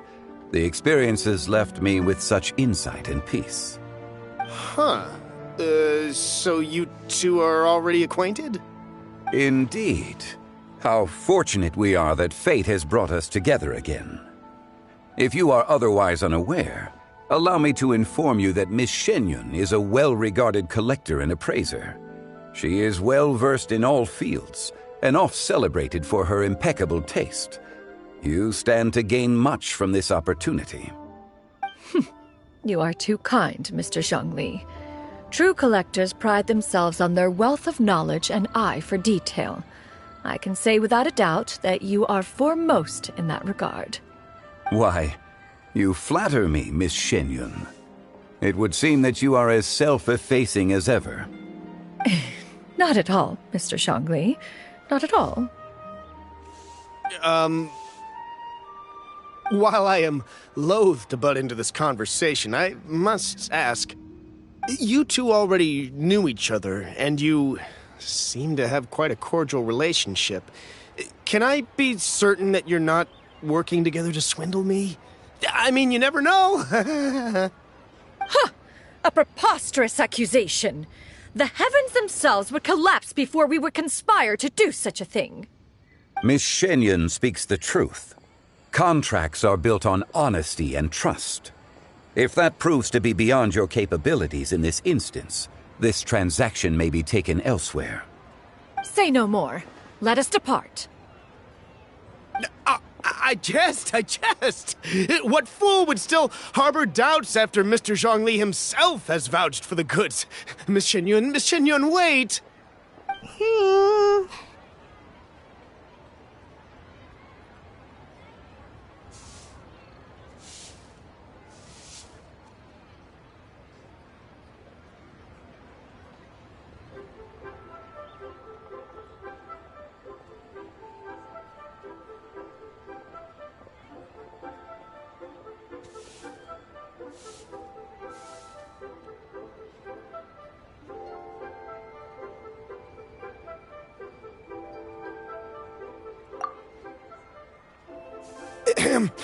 I deeply apologize for doubting you.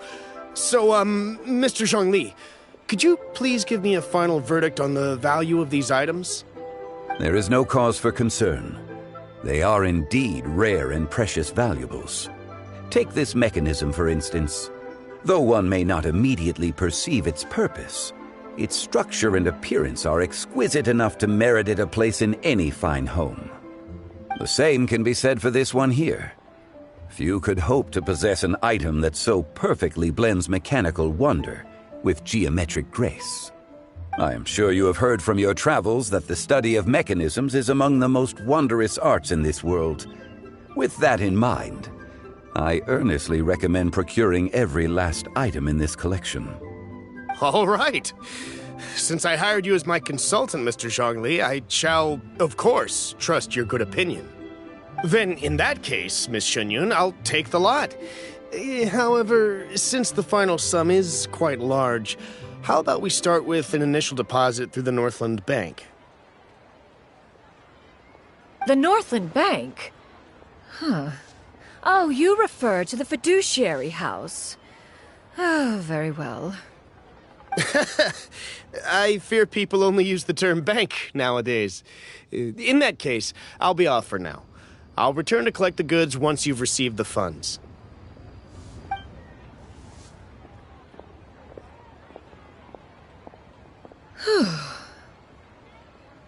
Zhongli! My friends, have you been doing well? We've been great! How about you? Paimon didn't know you were such a busy consultant!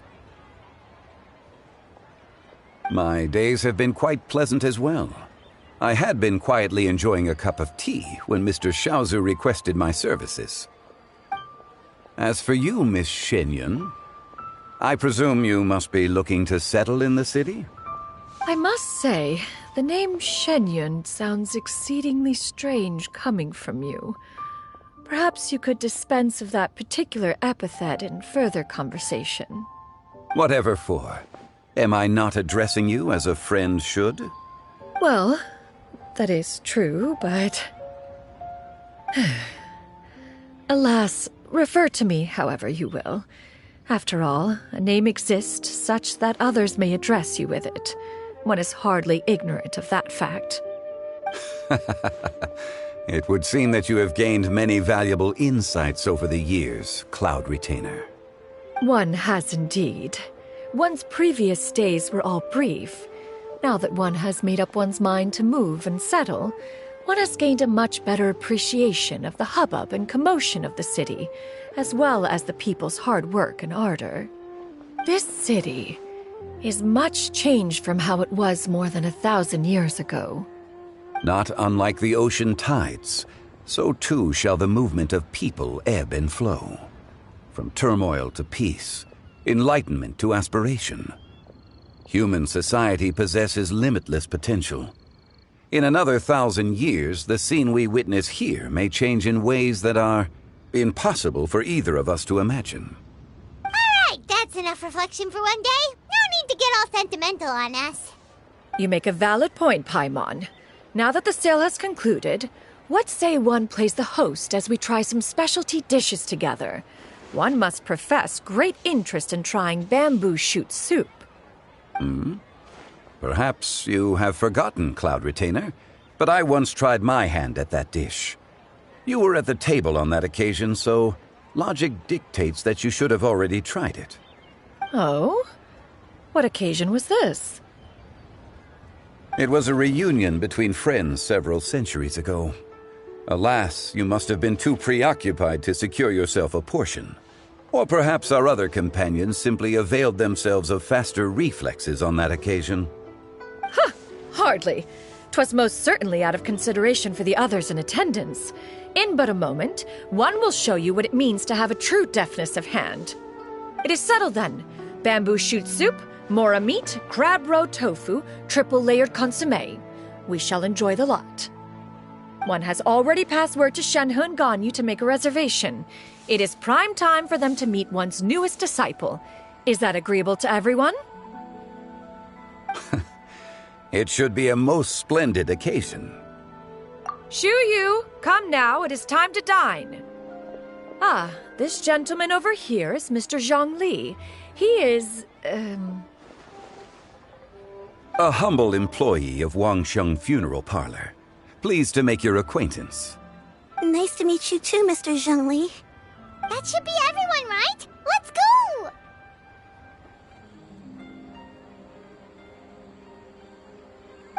Sounds good. Actually, Master, have you ever tried Adeptus' temptation? I heard it's impossible to stop eating after even just one bite. You know, 'cause it's super tempting and stuff. Is that true? That sounds rather implausible. Although with the right preparation, certain dishes can be too delicious to resist. Huh? Why are you all walking so fast? Hey, wait for Paimon! Hey, wait up!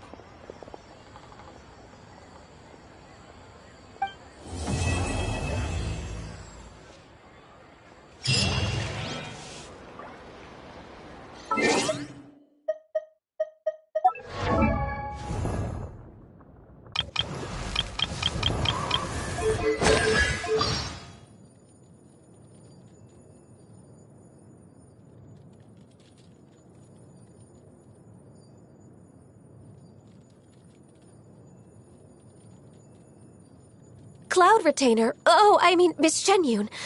We went shopping together a while back, but we ended up stopping at every single stall. And she wanted to inspect every item they sold before we could leave. When we finally remembered to get something to eat, it was already dark out. It really reminded me of the time I used to spend training in the mountains with her. Back then, time also seemed to pass in the blink of an eye.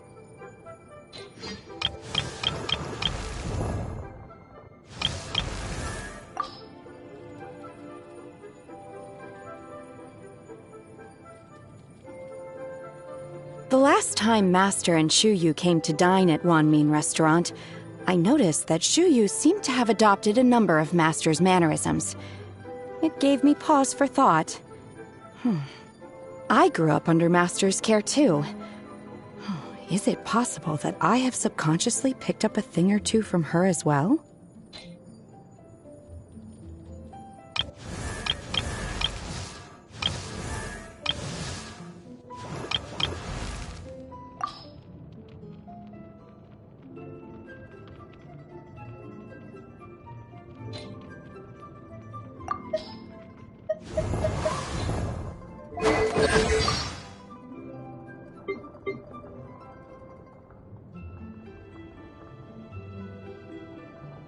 I hear many merchants of Liyue tell tales of a Miss Shenyun. By most accounts, she appears proud and taciturn upon first glance. Yet in conversation, people find her to be forthright and fair-minded, and they are pleased to make her acquaintance. I am glad to hear this, but I have also heard a great many accounts lauding her readiness to part with large sums of mora.